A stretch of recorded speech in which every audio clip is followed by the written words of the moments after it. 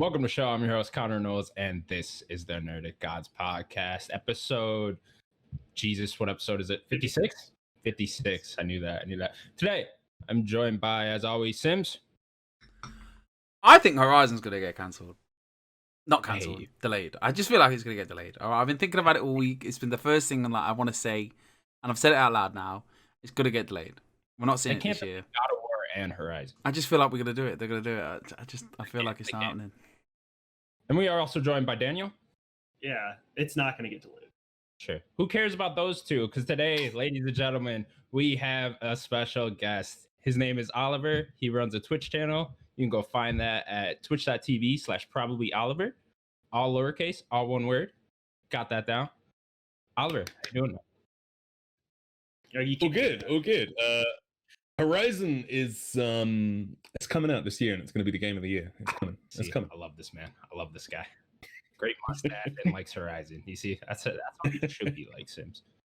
Anyways, guys, it's been another busy week in the world of video games. Tons of news, tons of shit happened, and we will get into that right now. We will start.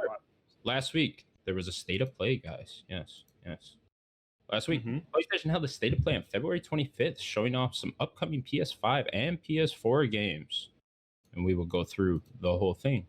I said there was 10 games. Is that right? 10 games? Yeah, something like that. A lot of small updates. Did everyone watch the state of play first?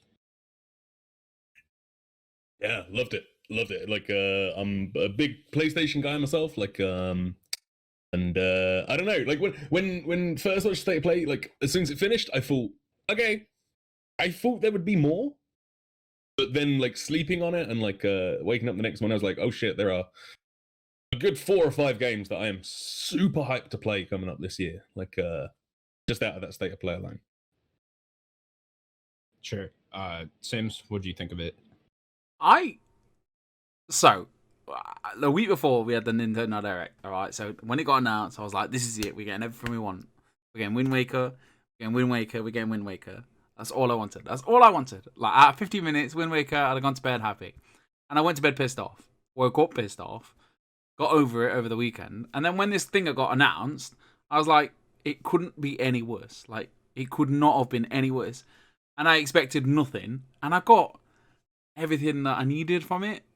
Like, Sifu was good. I'm getting the Abe's Odyssey game.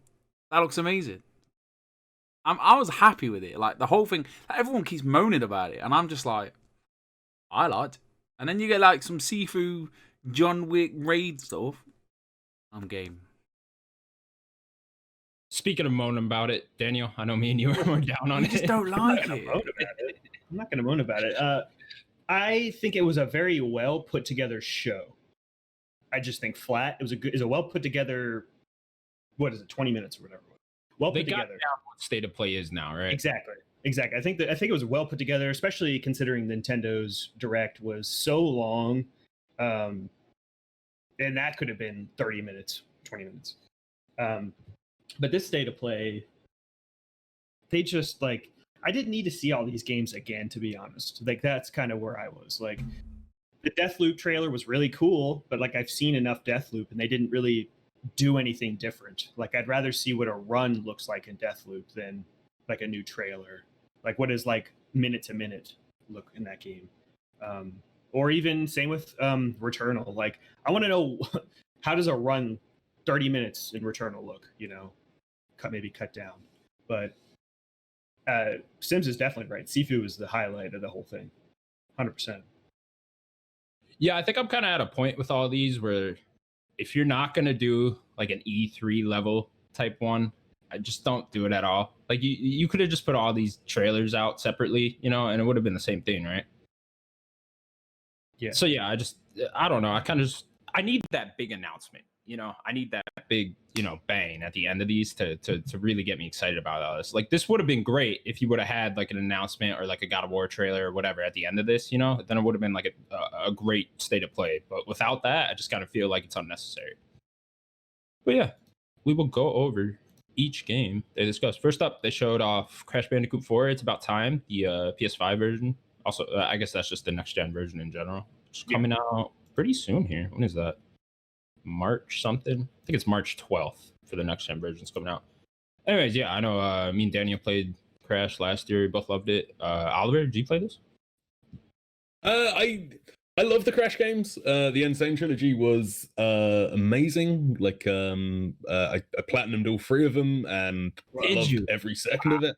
That's Yeah, impressive. it was That's hard. my thumbs That's were super hard, man. bleeding by the Oh end. yeah, especially that Um, first game. Yeah, the ropeway levels, like just the worst thing I've ever done in a video game. It was Fucking turtles. yeah, Ugh. That awful. did you have to do anything with Stormy Descent? Stormy Descent. For the platinum?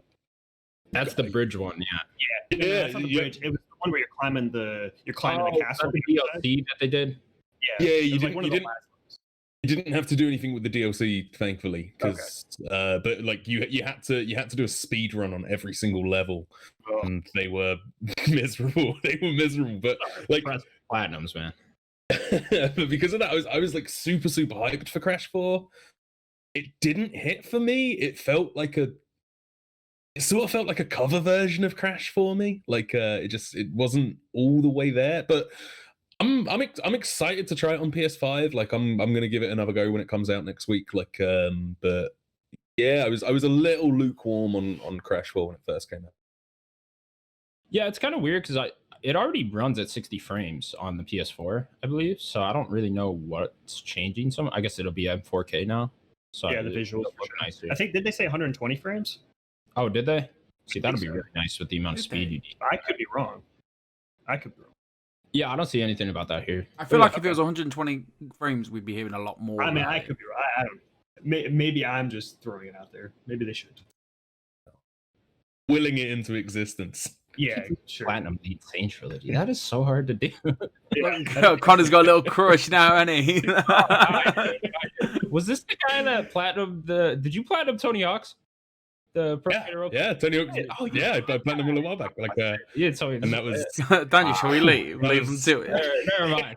Oliver's a fucking legend. Never mind. and I'm gonna platinum Tony Hawk's again when it comes out on PS5 because You want to know my Yeah. biggest fear in the world right now, Oliver? See, I haven't platinumed it yet. I have like 31 trophies out of the 37 you need. My biggest fear is that the PS5 version is going to come out and they're going to erase my trophies or they won't carry over into the PS5 version. Because I've been working at that since the game honestly, came out. I'm kind of secretly hoping they don't carry over just so I can you do can it do it all again? again. Like I yeah. wish I was you. Love that game. Love that game. Next up, they showed another trailer for Returnal. This was more of a story-focused trailer. We also got some gameplay. I was very lukewarm on this. I did not think the gameplay looked very good. I kind of thought it reminded me of Mass Effect Andromeda, which was not giving me good vibes at all. The story looked kind of cool. That looked kind of interesting, especially the part when she like walked in the house in first person at the end. That kind of caught my eye. But other than that, I was a little let down by this game. Daniel, what about you? I mean, I already said it before. I want to know, what does a run look like when I start a run to getting to the house? Is the house like the in between sections? Am I like trying to get to that point? You know, like is it 20 minutes? Get there, go through the house, do some story bits, and then come back out and then do another 20 minutes. Like, is that what we're doing? Like, I just want to know what this game is. You know. I assumed you just restarted when you died, type thing. Yeah, but what if you don't die? You know, like what if you just Yeah, good point. have a good run going? Oliver, this game interests you at all?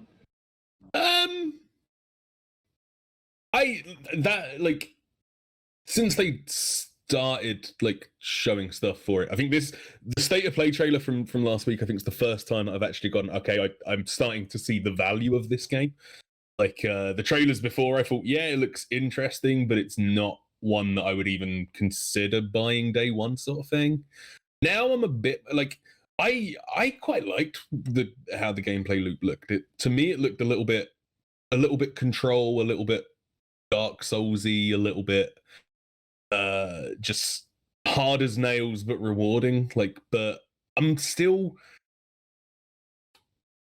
I'm not fully committed to it yet. It looked hesitant on it still, right? yeah. But I'll throw out there too that might make you even more hesitant. Is it is a $70 game? Exactly.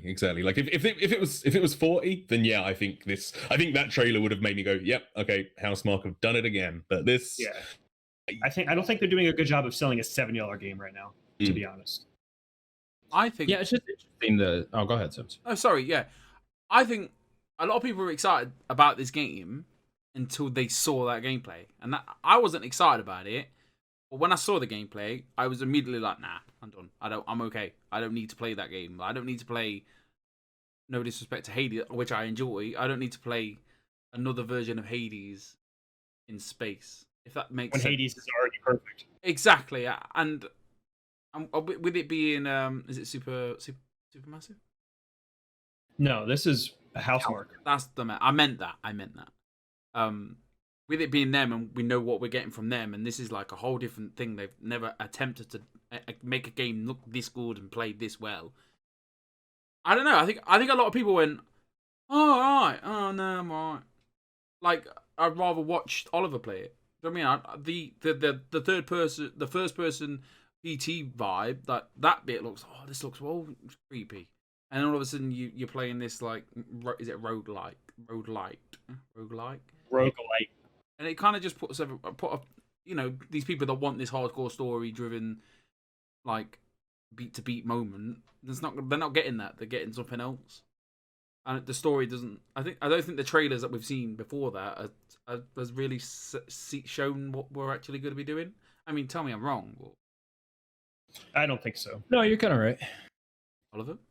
I'm glad it's coming this early on in PlayStation 5's generation.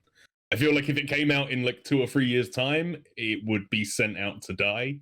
Now I feel like you're going to get people getting their hands on it purely because it's not that much to play right now. Like, so I feel that's going to work in its favor. And I don't know, maybe there is something in that actual gameplay, like when you've actually got, the DualSense in hand, that really hits hard. Like, maybe we've just not seen that yet.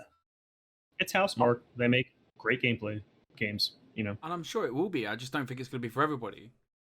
Exactly. And I feel like the first trailers were like showing you something that you didn't know, you didn't expect to have that. I thought.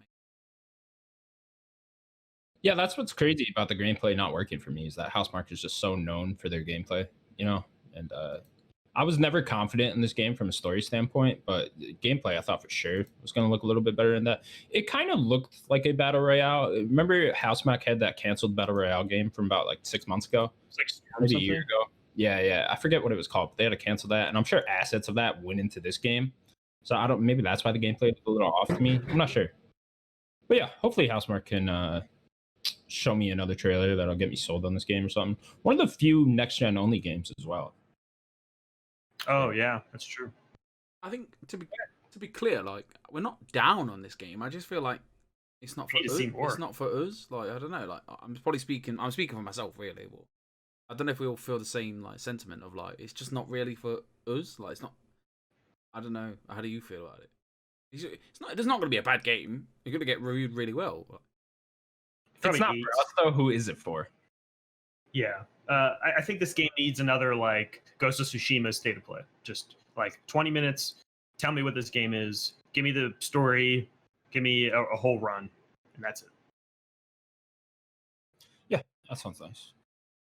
Next up, where is my thing? Here it is. Another trailer for Knockout City was shown. This is that cool looking dodgeball game. This was also at the Nintendo Direct, I believe. You guys into this? Oliver's thinking about what I said in the last podcast. So this was better. Like, I like a bit of dodgeball. I'm glad we've not got these stupid avatars. Like, they got in and they got out type thing. And I was like, okay, I'm seeing more of it. I've already seen it. Is it free? No, I don't believe so. Then who's buying it? They didn't say it. Are you buying it, Oliver? Are you going to buy this? God, no. You're not going to build your whole entire community around it on twitch.tv. No, Isn't that what you're not going to do? That could work though, Oliver. I feel like so many studios have tried to recreate like what made Rocket League special, and no one yet has got that right. I think Fall Guys got it right, but that's came what 5 years after Rocket League.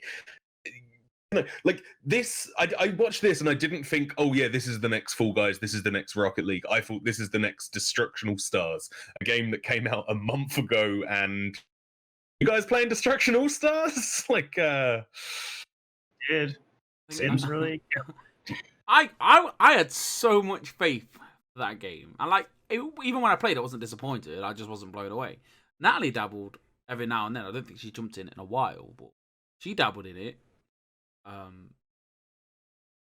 Or Destruction All Stars. I mean, this game, I think for me it's the art style, and I've been saying this for a long time. It's this Fortnite art style. It's not doing the game any favors. It needs to look different and unique, and it doesn't. So why are people going to really care? You know, it needs to come out for free. I think that's that'll help 100%. Like people will play it, enjoy it. When I looked at this game, I was like, the first thing I thought about was my kid playing, instead of playing Fortnite or Rocket League with her friends or Roblox. Like, she'll put this on as well, and they'll all have a good time with that. If it's not free and it's coming out for 25, 20 quid, $20, then I don't see who's picking who's who's drawn to buy this game. Like, it doesn't. I don't see an audience for it. It looks super fun to me, honestly. Like, I'm not gonna buy it, but like you guys said though, like I would pick this up for like $20 or whatever. I wouldn't, but yeah, I definitely wouldn't spend full price on this. But it looks cool, open world, dodgeball, throw some shit at people. Sounds fun. If you can dodge a wrench, you can dodge a ball. Yeah, that's what I want. Wrenches just. Oh man, I don't. That was probably the first time a film ever really just made me laugh. Like, it's so perfect. That comedy. moment, and then is it Anchorman where is it Jack Black just kicks the dog off? Like, I'm not not for like animal cruelty. But I remember my dad went to I was watching it with my dad. Like, I was young. My dad does like film podcast. And my dad left the room, and then my dad was like, "What?" I was in hysterics. It was like, "No, he kicked the dog." He like rewind it, and he was like, "I was like, oh, the bad man punted Baxter." Yes, the bad man punted Baxter. Anyway, oh man. Anyway, next up, the big one. Sifu was announced. Right, pronouncing that right? That's how we do it. Sifu, sure. This is that cool martial arts style looking game where you fought in the hallway. Looked like Daredevil, kind of. Looked really cool. What'd you guys think, Daniel? Oh yeah, this was the highlight. It's the best thing that they showed. And this did I think a pretty good job of being cinematic, but also kind of showing me what a run looks like. This is kind of what I was talking about with the other two games. Like, this is doing what we think is a run. Like, it seems like he is waking up, fighting, getting to like new areas. We see like the hallway, and then it continues, and then he dies again, gets up, and keeps going. So I like seeing that. And Kung Fu, I love Kung Fu movies. I love The Raid. I love hallway fight scenes. They're always great. Old Boy, like, I just hope the gameplay feels good. That's all. I want to know that. I was getting Yakuza vibes out of this, right?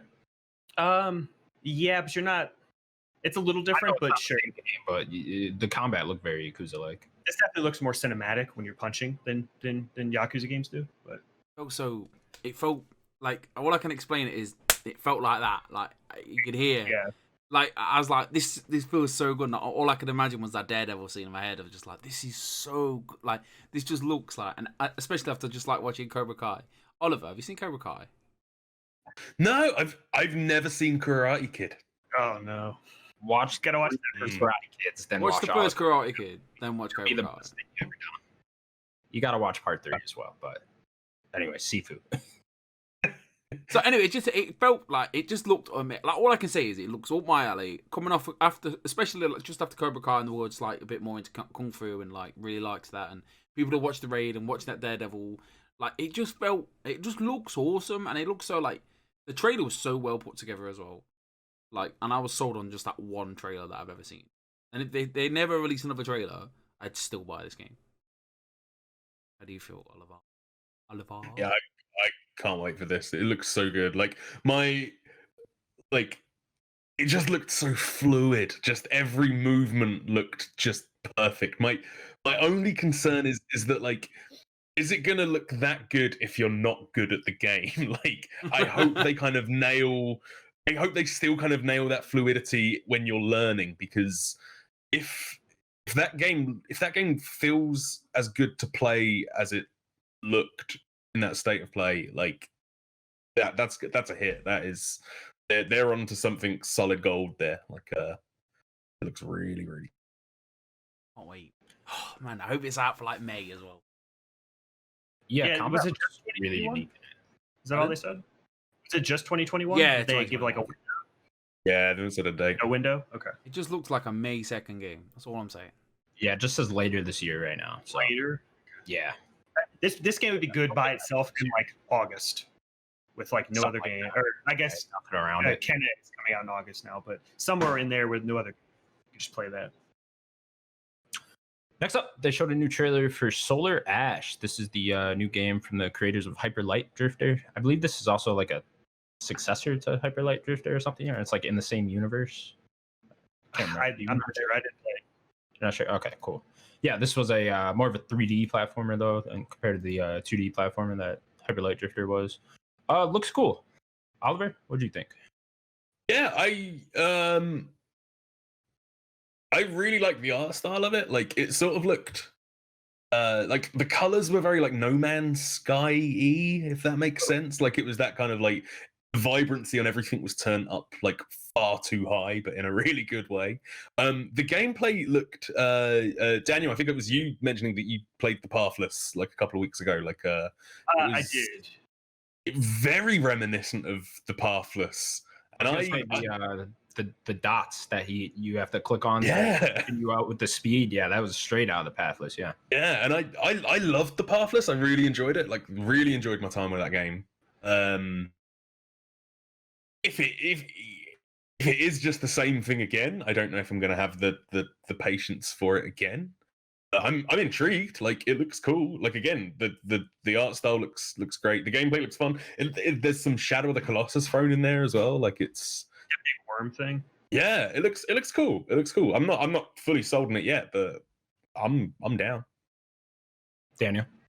I mean, I agree with pretty much everything Oliver just said. I want to see more of this game, like, because that first trailer we got was really just a teaser, and then she like whipped into a black hole, which I don't know what that is. We didn't see that in this part.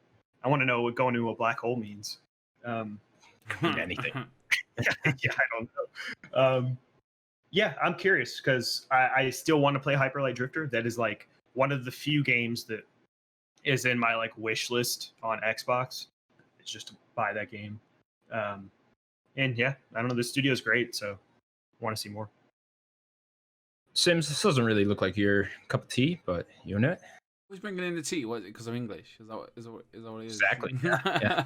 That's I have no affinity for I can't. If you said to me what does Hyper Light Drifter, I've probably seen it in a trailer, and it's just like you said, it's just not my cup of tea. But like straight what Oliver just said, like what is it with like invisible snowboarding slidey games? It just seems to be this trend all of a sudden. And like, don't get me wrong, Pathless. Like, I want Pathless. I really want to play Pathless, but it's just time, money, life. And I'm waiting for a sale. It's on sale now, isn't it? I believe. All right to say that. I'm not sure. Yeah, Pretty honest, I won't keep going on. It looked great. Like it looked like it just looked like someone else's. Like Andy from Kind of Funny. Like he can't wait for this game. Like this is his thing. So it's for somebody, just not for me. Yeah, I'd like to see a bit more of the platforming just in action, just see how fun it is. I just didn't get a super fun vibe out of it, but maybe I just need to see a little bit more. Next up, Five Nights at Freddy's Security Breach was shown off. This is a Five Nights at Freddy's VR game. Sims, you are a Five Nights at Freddy's fan number 1. Yeah, massive. This, yeah, you played them all. Me and my girl, me and my girlfriend. Me and that, as people may know, the wife. She she likes to dabble. But this really speaks to, especially for Natalie. Even spoke to me a bit. It just, like that. It looked like a more of a, what does it get, Outlast with the camera, like less scary, but more of that, being haunted. Outlast Like, is real scary. yeah, it is, and this won't be. This will be more on nerve.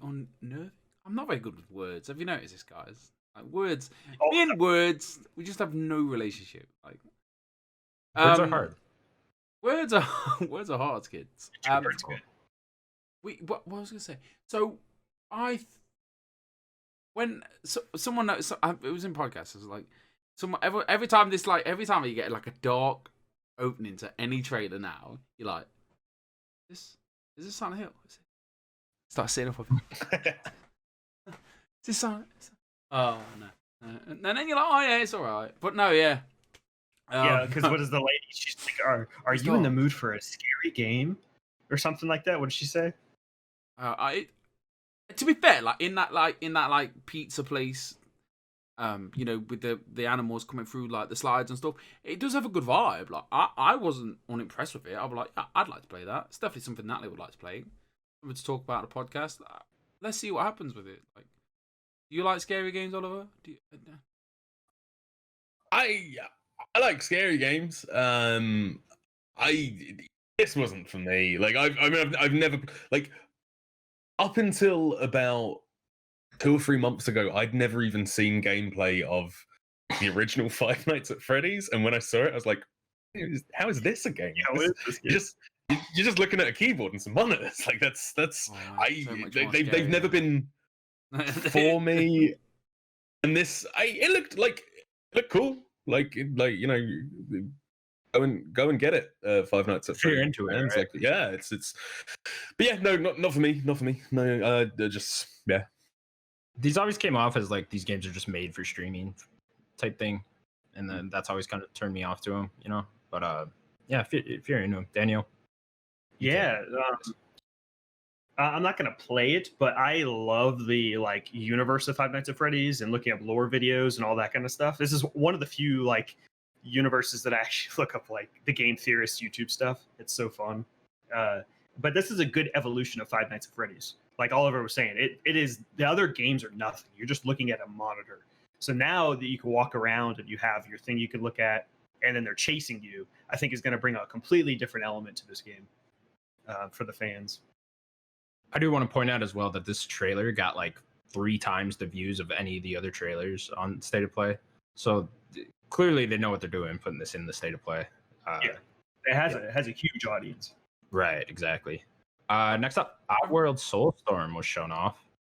This will now be a free PS Plus game on for April, I believe, right? Yeah, April 6th is the date it comes out. So you can get it for free if you are a PS Plus member then. That's good for that game. You into Oddworld at all? This was, for me, everyone came out of this going, "Oh, Sifu's incredible. Sifu's number one." This, for me, was what topped everything. Like, I love the Oddworld games. Like, I used to play the original Abe's Odyssey with my dad back in the day when I was like, yeah, that came out in '97, so it would have been like 8 or 9 at the time, and like my dad used to let me stay up till like midnight, 1 o'clock in the morning, just to help him save all of like Abe's friends, basically. And I loved those games massively as a kid. Then there was just a massive drought of nothing from that universe. We got New and Tasty a few years ago, which was such a brilliant remake. Like, just felt so good to play start to finish. Another one of my platinums, might I add. And then and so this looks like what a sequel to those games should be. Not like some massive evolution, a whole new different style of game, but rather, right, let's make the same style of game but with the technology we have available to us now. So it just looks bigger and better, and I can't wait. I cannot wait for this. And to get it for free on PS Plus as well, that is such a good deal. Like, I can't wait. It looks awesome. It looks awesome.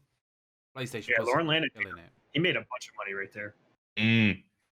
Yeah, 100%. Why not though? Aside from like mine and Oliver, maybe your guys' nostalgia. Like I remember playing the demo, not getting very far in it, but just enjoying the hello, follow me, like that, and then obviously then we bought New and Tasty a couple of years ago, and we just had a good time with it. I was like an adult, I could think for myself, I could dress myself, and I could get these little people from A to B with a guide because it was fucking difficult. But when I first saw it, like the first time we saw it, I think it was when they revealed the PlayStation or maybe the one after it. I can't remember. Which one was it? The I first. think it was the PlayStation reveal. Like, Yeah, I think it was the June event or whatever. I'm pretty sure. But Yeah. I remember like popping so hard for this game. Like it looks amazing. Like, and fair enough, it's probably like all flash. It's more flash than it is, more technical because it literally background, lots of explosions, things going on. But it works. Like especially like Oliver. Oliver just said everything I want to say. Really, like it just looks great and for free as well. Like PlayStation Plus, just say, oh, free game, free game. Hey, you got Final Fantasy? And I was like, yeah. Women are throwing pants on the stage and they're like, yeah, Final Fantasy. And then I was like, it's great, man. That's what they want, man. And then Game Pass are like, oh, we got Yakuza. Are you trying to throw some I slang? see. Daniel really likes Games Pass. But no, in all seriousness though, I can't. This is mainly nostalgia, and obviously we played New and Tasty. Don't know if we platinumed it. I think we did. I'm gonna text Nat. There's no way of possibly knowing. All my platinums on Natalie's. I wonder if this is a UK thing because I don't even know what Oddworld is, honestly. Like I'm sure I've heard of it before, but like before this game started being talked about, I couldn't have told you what Oddworld was. So I really had no idea.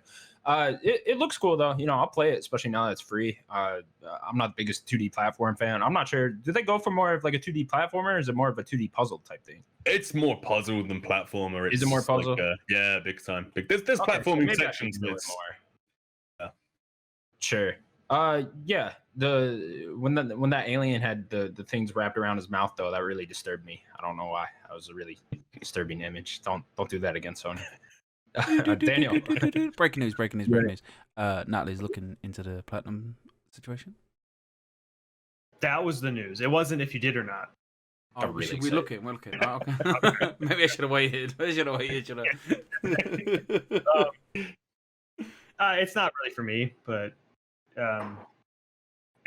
if fans love this, that's great. That's all. I don't need to. Not every game needs to be for me. Like Of course not. Is it an Is it in English? That's what I'm thinking now. No, Maybe it is. Like maybe Oddworld was huge over here and just like as well. Like Sims, you'll be with me on this. Medieval was the absolute hits when I was a kid, and everyone in America's like, I couldn't care less about Medieval. No one gave a fuck about the re-release over here. No one cared. I remember. I think it was called Stranger's Wrath. I remember that game, so I know about the series. Unlike Connor, but I just don't play it. Stranger's Wrath was like the first. Is that shooter. Yeah, it was like the first person shooter, and you had that was the Xbox. the different. Yeah, on the Xbox. It was an Xbox Exclusive. Yeah, I remember that. Yeah. Yeah, I think eventually it came to PlayStation, but it was exclusive for a while. All right. Well, it's been. Did you have demo Training. 1? You had demo 1, right? It was on demo 1, wasn't it, Oliver? I have no idea. I had a stack of demo discs. I did not know the number. They were just Like when you bought PlayStation, that's the one with when you Metal Gear bought Solid PlayStation, on. it came with Like, demo 1. Anyway, yeah, I'm excited. Me and Oliver are excited. You Americans, you don't know nothing. Nah, I guess Yeah, not. shots fired.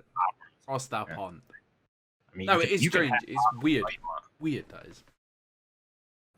Next up, Kena Bridge of Spirits got a new trailer and a release date of August 24th, 2021. This game looks awesome.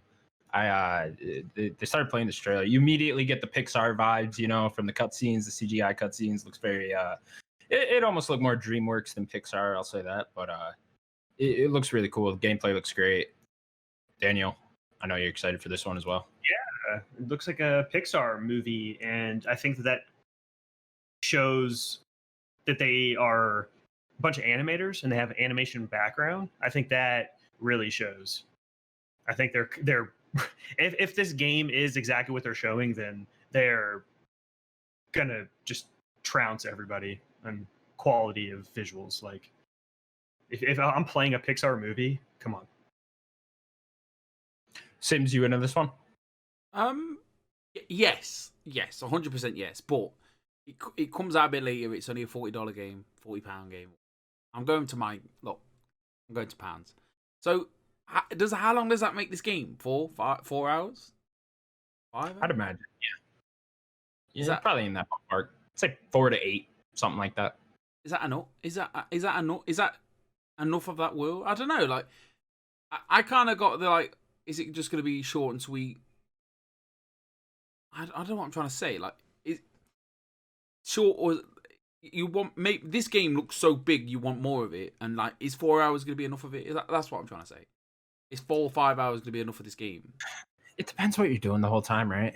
Yeah, just what is the story they're trying to tell? How quickly can they get through it? Lost Oliver. We just keep going. I thought the cute little things that were following her around would look cool. I guess we need to see a bit more gameplay just to get the whole idea of like what exactly you're doing, because I don't understand why those little creatures are following you around. Like, what are they doing? I know you get like spells with the big wand or whatever, so I don't really know exactly what the gameplay is. Yeah, I think the gameplay is kind of more what I worry about, because it didn't look like they fully had the idea right. It just kind of looked like part melee, part shooting magic with your staff, and then you're doing something with these little creatures as well. I don't know if they're attacking things.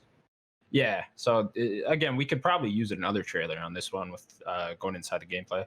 Oliver, this one look cool to you? Kina, sorry for disconnecting there for a second. Yeah, Kina looked great. Like, I think I'm with you there, Connor. Like, I think I would like to see some more gameplay. At the moment, this game looks like a lot of style, and I've not seen much substance yet. Like, but I mean, with it being as it's so pretty, it just looks like I cannot wait to like get that like hooked up on like the big screen TV in the living room and kind of just like hunker down and just live in that world for a weekend. Like it looks great. I was a little deflated by the release date. I really thought it was gonna be. I thought they were gonna shadow drop. I thought it was gonna be like, this is your March PS Plus game. Like everything seems to be pointing. All them either photoshopped or last minute changed. Yeah. PlayStation. They look legit as well. To be fair, like.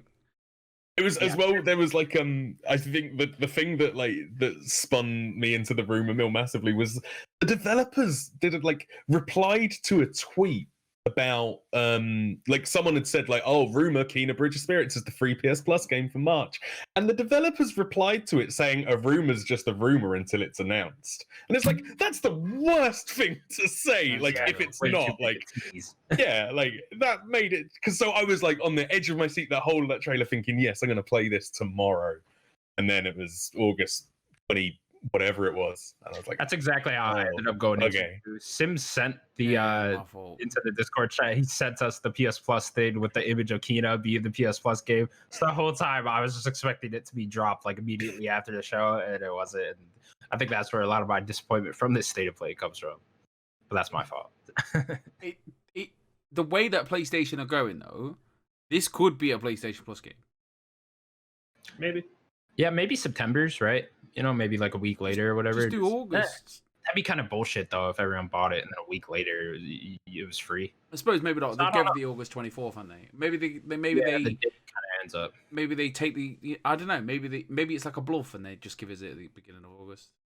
I did say the show looks way too good to be a PS Plus game though. So, but with the way they're doing PS Plus now, it might just end up being one. Who knows? We will see. Next up, Deathloop got another trailer. This is like the 40th trailer for Deathloop that we've seen.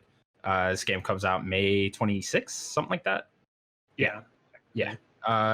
Still looks great. Still looks cool. Can't wait for it. Sims, you excited for Deathloop? Big Arcane fan. Arcane Studios.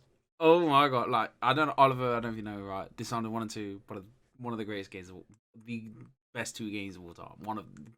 I've got too many games of all times that I like. It's a meme at this point. I like Spider-Man, God of War, Last of Us. Dishonored though.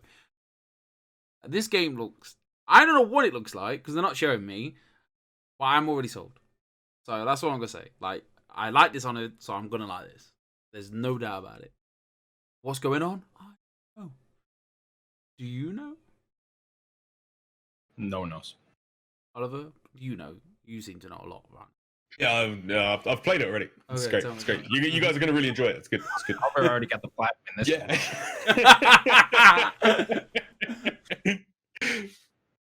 Yeah. No, I can't wait for this game though. Like, I mean, yeah, we have seen so many trailers for this game now, but I don't think I'll ever get tired of seeing trailers for this game. The style to it is just so cool, and like, and now it's got a Bond song attached to it. Like, it looks great. I can't wait for it. Like, I struggled to get into Dishonored. Like, I want to revisit them because I know I would enjoy them, but I couldn't get into them when I did try to play them. I can't, and so I'm hoping this grabs me. I'm hoping it does, like, because it just as far as style goes, it just looks so cool, so cool. My biggest fear with this is a roguelike or roguelite. So a lot of times those turn me off. You know, the whole dying over and over again, that trial and error sometimes ends up turning me off. I think the light part will help you because the light part doesn't seem full roguelike, right? Exactly. The light part means you're gonna. I don't think it's just gonna be knowledge you're getting. For each run, you're probably getting upgrades for each run, obviously. So that light part, I think, will help you with this genre, and I think that's also what Hades has. So I think usually the light part over the roguelike part is usually where people lean. Yeah, Daniel, I know you're not a big fan of getting trailers over and over again for the same game. No, I'm not. This definitely is my favorite Deathloop trailer. I'm a huge fan. Okay. Yeah, hitting me with that song. Okay, but You got you. yeah, definitely. I just don't need to keep seeing this game over and over every PlayStation event. It's just kind of like I want the game, but it just seemed like buying time. I don't know. Sure. They're probably obligated to put it in there too, right? Yeah, probably. I don't think we're going to see this game in May. You don't think so? I think this is the one that goes. Remember, it got delayed from the PS5 launch date. I know, Oh, yeah. and I do think it's going to get delayed again. I don't know why we're not seeing. Why are we not? Maybe we'll get a state of play for it. I doubt it. Maybe Bethesda has this rumor milled event, and we see some gameplay, which would do it wonders. I don't know. I just feel like May is too crowded. Way too crowded. And Daddy needs to play Mass Effect trilogy. All And right. that's usually what the fall is like, you know. When all these new games drop and we're just all sitting there playing Mass Effect again. Oh my god. Yeah, I won't be playing that. Just be FNH Paul. That's all I'll be. Just like he loves it. I've never known a man to play like Oliver. Obviously, we're aware of FNH Paul or Twitch.tv at FNH Paul. He's like loves it, doesn't he? He loves the Mass Effect. Big time. I've never played them. Oh. I cannot wait for these remakes because I have never played Mass You're in for a Effect, and I'm treat. so excited to finally get into them. I've not played you're in one. for I don't know if you heard the podcast when I was like, I just stepped into Mass Effect 2 like a big pile of shit, and then fell in love with the game. But no, yeah. Again, I do think something has to make way because I don't know. People are going to buy Deathloop, but then people are going to buy Mass Effect. So, which one? Does Deathloop just need to just go into like? No, that's just Arcane. To be honest, me and you love Dishonored, but that's just Arcane at this point. Every game of theirs gets buried. Dishonored 1 and 2 buried. Prey buried. Like they can never catch a break. And hopefully this is them catching a break. But if it is coming out, like Resident Evil is in the same month, and so is Mass Effect. Like, is it going to get buried again? I hope not. I feel like they're in a pretty good spot. Like, besides the Mass Effect trilogy, which are just re-releases of old games, so it's not gonna. Yeah, but it is Mass Effect, so it's gonna be in the spotlight. But I feel like Deathloop's still in a pretty good spot. It's far enough away from Resident Evil a bigger problem is Biomutant comes out 3 days after it, I think, and I know that they're not exactly competing, and who knows how Biomutant's going to end up being, but if that ends up being good as well, then it's kind of in a little bit of trouble. Also, Ratchet and Clank comes out like 2 weeks after that, so a lot of stuff going on right there. I need to quit my job. Yes. Lastly, they showed. Oh, do you want to say something, Sims? I do, but honestly, we'll just derail everything. We'll talk about it later. Okay. Sure. We'll do that for Sims. Lastly, they showed off Final Fantasy VII Remake Intergrade. Yes, this is the PS5 version of the Final Fantasy VII Remake, which we're finally getting. Been rumored for a long time. Sims, will you play this again? No. I won't do it again. I'm not. I don't. No. Maybe. I don't know. Is it? We get the upgrade for free because I own the disc. And then reading the fine print on the PlayStation Plus free version we're getting, I have to keep the disc. But the PlayStation 5 upgrades, that's free, right? We get. Yes. Right. If you own it previously, I think if you download this for PS Plus this March, you don't. Yeah. I think you'd have to purchase it. But if you already own it digitally, you get the free upgrade. I mean, it's a good job we're in lockdown because I'd have sold Final Fantasy the day after. Do you know what I mean? I'd have just took it. Do you know what I mean? Wait, because you see video game shops over here, Oliver, or anywhere, like they plummet. As soon as they see the deals like this, they just start to plummet. So I was like, I'll just go and get rid of it.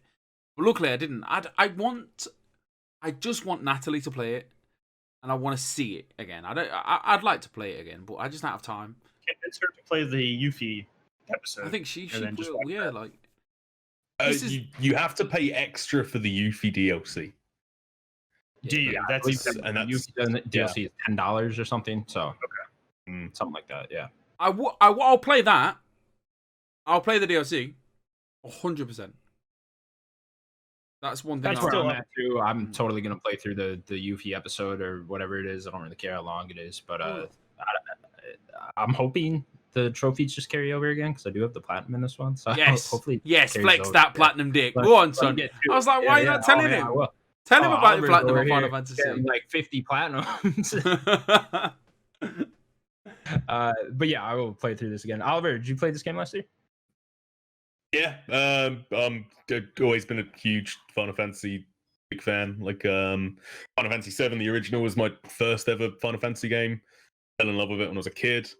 When they announced the remake, 5 years ago, I popped hard and then instantly went, oh no, I don't want this. I do not want a remake. Don't mess around with greatness. But I loved it. The remake was so good. It was just I don't think I've ever had such a strong emotional reaction to a game as when the first time you play the Final Fantasy VII remake and you realize, oh wait, they're nailing this. They're getting this totally right. And it had its issues. The pacing of that game was weird. There was pitfalls to it. But it was a joy. It was a joy. Say again, sorry. Side quests. Sewer area. Oh, yeah, the side quests were awful. Some of the chapters were just totally forgettable. They introduced new characters and then never mentioned them ever again. You can tell this was a game. Yeah, he was awesome and then never mentioned ever again. A really cool scene. Yeah, you can tell this game was made by 8 different teams over 9 different years. But I'm looking forward to more. I think ending the state of play on 3 solid minutes of technical comparisons between the PS4 and PS5, that was a dumb decision. Very weird. Start with that and end with Yuffie. When they showed it back and forth, I'm like, oh, okay. Maybe you have more context for this then. Are you excited for the Yuffie thing? Because none of us have played through the full Final Fantasy VII, the original. Yeah, so in the original, which I'm currently playing right now on twitch.tv/ProbablyOliver, in the original, Yuffie she's an optional character. She's a secret character. You can complete that game without even coming across Yuffie. But really?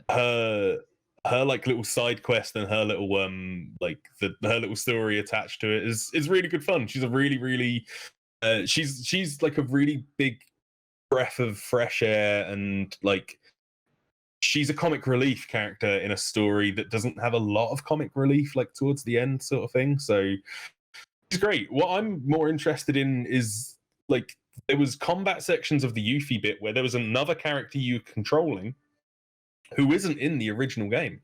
Oh, so you have no idea who that is? Brand new character, like, and so I'm super intrigued by the fact that Square are actually not only giving us, you know, something that isn't like, because in the original you don't meet Yuffie in Midgar, you meet her way outside of Midgar. Like she doesn't have anything to do with Midgar. So yeah, I want to ask, so is this just like a completely new story? This episode, is that what this seems like? Because she's in Midgar now. Yeah, totally brand. Like, so in the original, they do reference like a war between Wutai, which is where Yuffie's from, and Midgar. There was a war like before the story of FF7 starts. Sure. But it's all optional dialogue stuff. It's you can complete that game not knowing anything about that. And yeah, Yuffie never steps foot in Midgar in the original game, and so the fact that like this is all brand new. There'll be references to like stuff in the original, but this is brand new, and I'm quietly optimistic about it. I think like I think they nailed it once. I hope they can nail it again. Like looking forward to it. Daniel, I know you're not the biggest DLC guy, but will you play this? I mean, they're gonna make me play it. Like I wish that this would have just been in part 2. You know, like I wish they would have just saved all this. That's just usually how I am. Just save it for the next game. But Square though, you know. Yeah, and I want to go back. Integrate as a name. Yeah, it's a ridiculous name. Come on, like, what does it mean? Yeah, what does it mean? What is Square with these stupid names? Like, come on. I do want to shout out the Kate Sith. They show Kate Sith like for like one shot, which is a party member. I saw you probably. Did you not see Kate Sith? No. Did you see Kate Sith in the trailer? No, I didn't see. I'm gonna have to check that out. But yeah, go watch it. Do you want a fun Kate fact Sith that I literally only learned last week? I learned this last week and it blew my mind. It's not pronounced Kate Sith. It's pronounced Cat She. It's like an Irish Gaelic term, and like someone told me that like last week, and I looked it up and it's true, and I was like, it's Kate Sith. I've been calling it Kate Sith since I was 7. Like but no, Cat She, which does not feel good to say at all.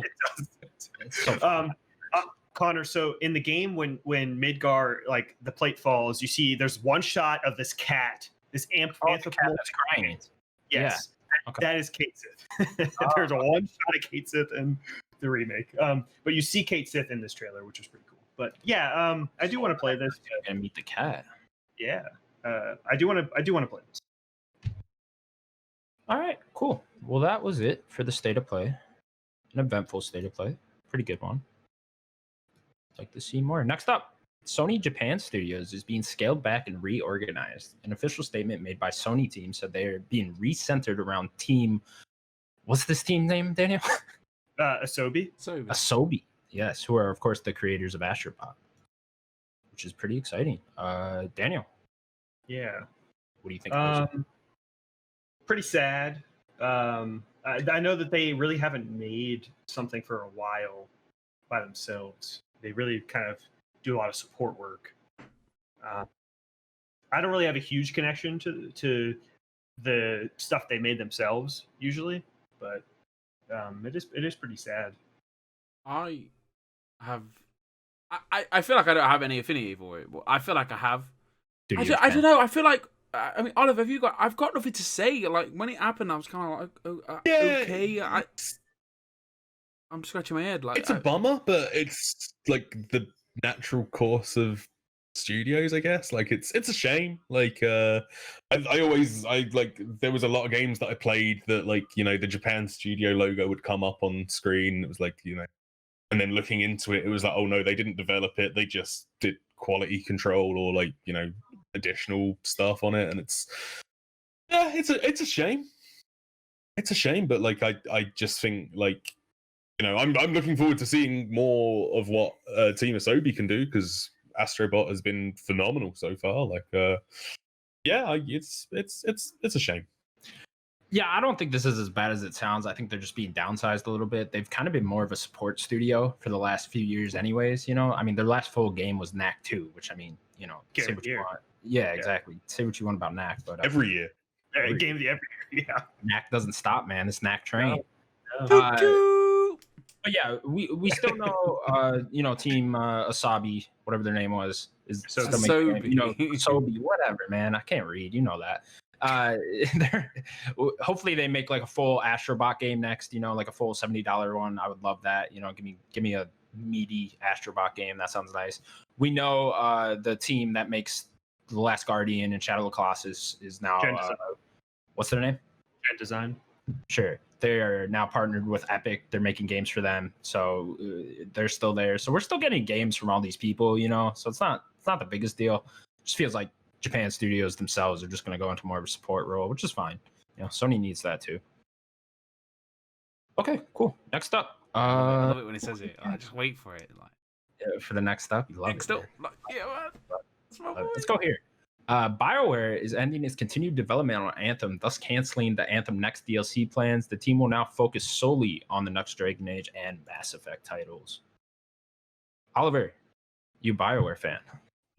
No. I remember so I don't know if Sims has ever said the story of how we first came to be pals, and it was because it was either I'd answered the call or he had answered the call, vice versa, on a Facebook post looking for people to play the Division 2 with, and ended up playing through all of Division 2 with Sims and Nat and a couple of other people who joined us, which was super good fun. And right at the tail end of when we were playing Division, Sims was like, "We're gonna jump on Anthem next. You guys coming with us for Anthem?" I was like, "No, probably not. Anthem doesn't look very good." And Sims was like, "No, Anthem's gonna be the next big thing." And so as soon as I saw this story, I was like, "Oh, I'm so glad this story has happened when I'm coming on this podcast, so I can ask Sims, hey Sims, how's Anthem working out for you?"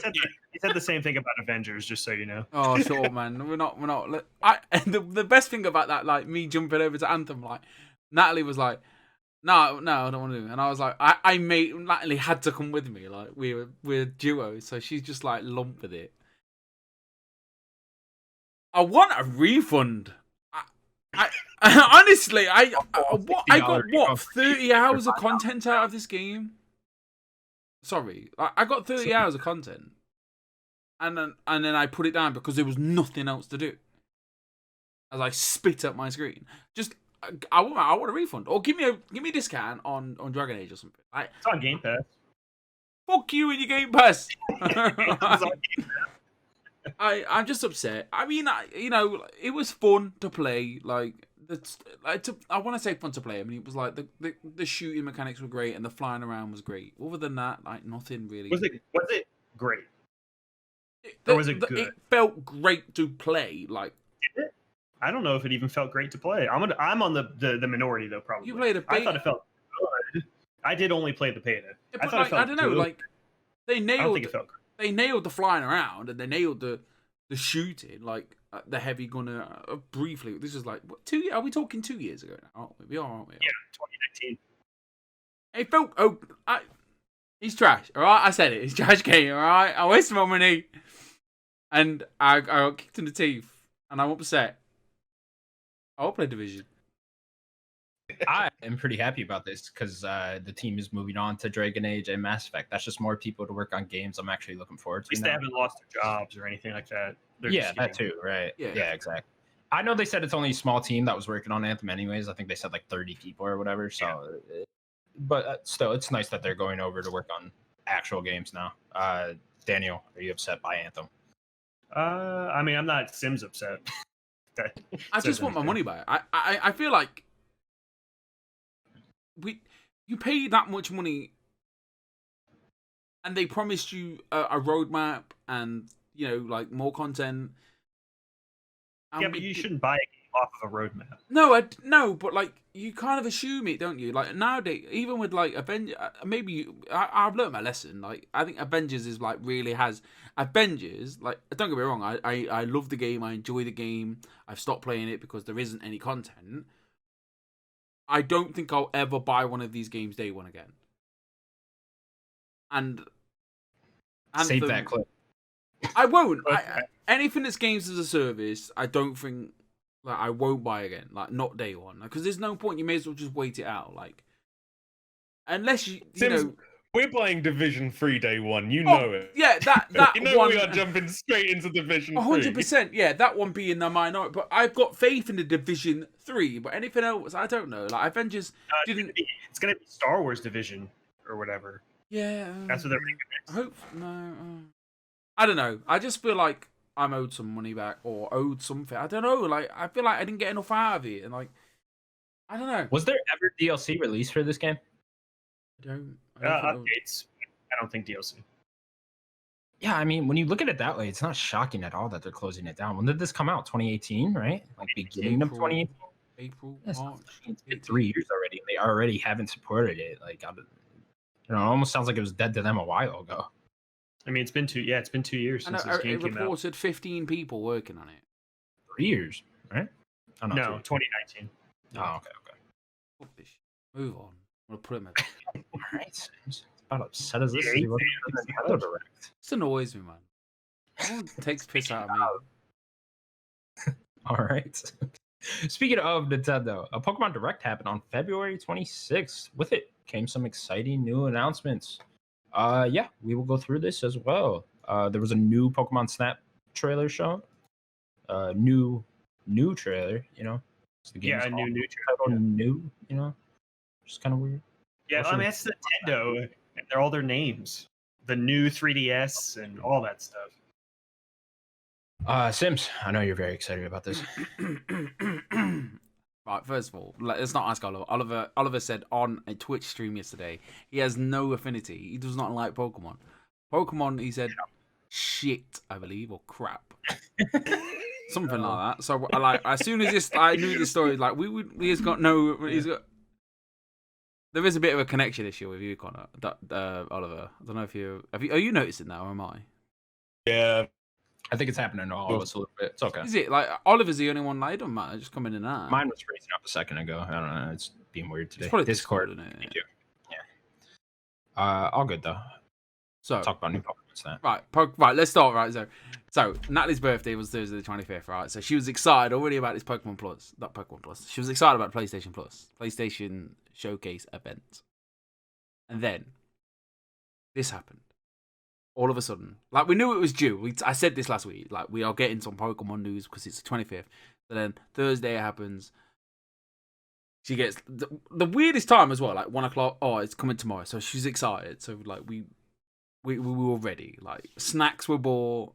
You know, like, time was made for this event.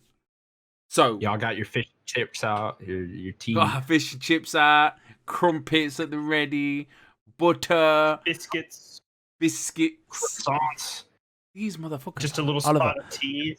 These bastards don't even know what a biscuit. Connor, can you pass me a spot of tea, please? Biscuit. Like, ask these off stream, off this, what a biscuit is, and what verbal garbage they throw back at you. It's like, oh my god. Cookie's a great word.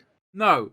Right. Anyway, so what happened was, we'd sat down about 1 o'clock. Natalie likes to watch a guy named HTV, lives in Nottingham, brilliant Pokemon streamer, absolutely, great content. And I click on Twitter, and there's a guy named Centro Poke Leaks, and he was like, holy shit. And the whole of internet was going crazy. And there was this video of this open world Pokemon game. And everyone was like, yeah, it's fake, it's fake, it's fake. And then this Poke Central like, nah, this shit is happening. Natalie, at 1 o'clock, a mess. She's already like crying. I'm like, nah, it's alright. Let's not get her hopes up. It might not happen. It's 3 o'clock. Let's just see what happens. She's like this. Oh, no. I'm just like, honestly, like, is she okay? in her defense, and in my defense, like, this is like, to a Pokemon fan who's like 29, she's 28, we're both 30 nearly, and playing Pokemon Red growing up. This was such a big deal. Like, and like she was sobbing, like she cried, and I had a tear or two because this is. I know it sounds sad and you're laughing, but this is something that we've imagined in our head for so many years. Like, and you know, it might not be first time round. I've got my after it and all the emotion had gone away. I was like, this isn't going to be a perfect first start. Like, it might not have the gyms. It's going to be, the start of something that could be possibly great. But no, like, to watch her be so happy and get something that she's always wanted and something I've always wanted, and over 1,000 million Pokemaniacs out of the world have got what they wanted. This is fantastic news. And yeah, it looks rough around the edges. And yes, it might not run on the it just looks a bit rough. And all I'm saying is, like, what I'm trying to get across is like, this is really exciting, and this is something that we've always wanted. And I'm not going to say it's Pokemon Breath of the Wild, because it isn't. It's the start of something that we've always wanted. Just to clarify, Sims is talking about Pokemon Legends Arceus. I think it looked pretty cool. Arceus. Yeah, Oliver, come on. I'm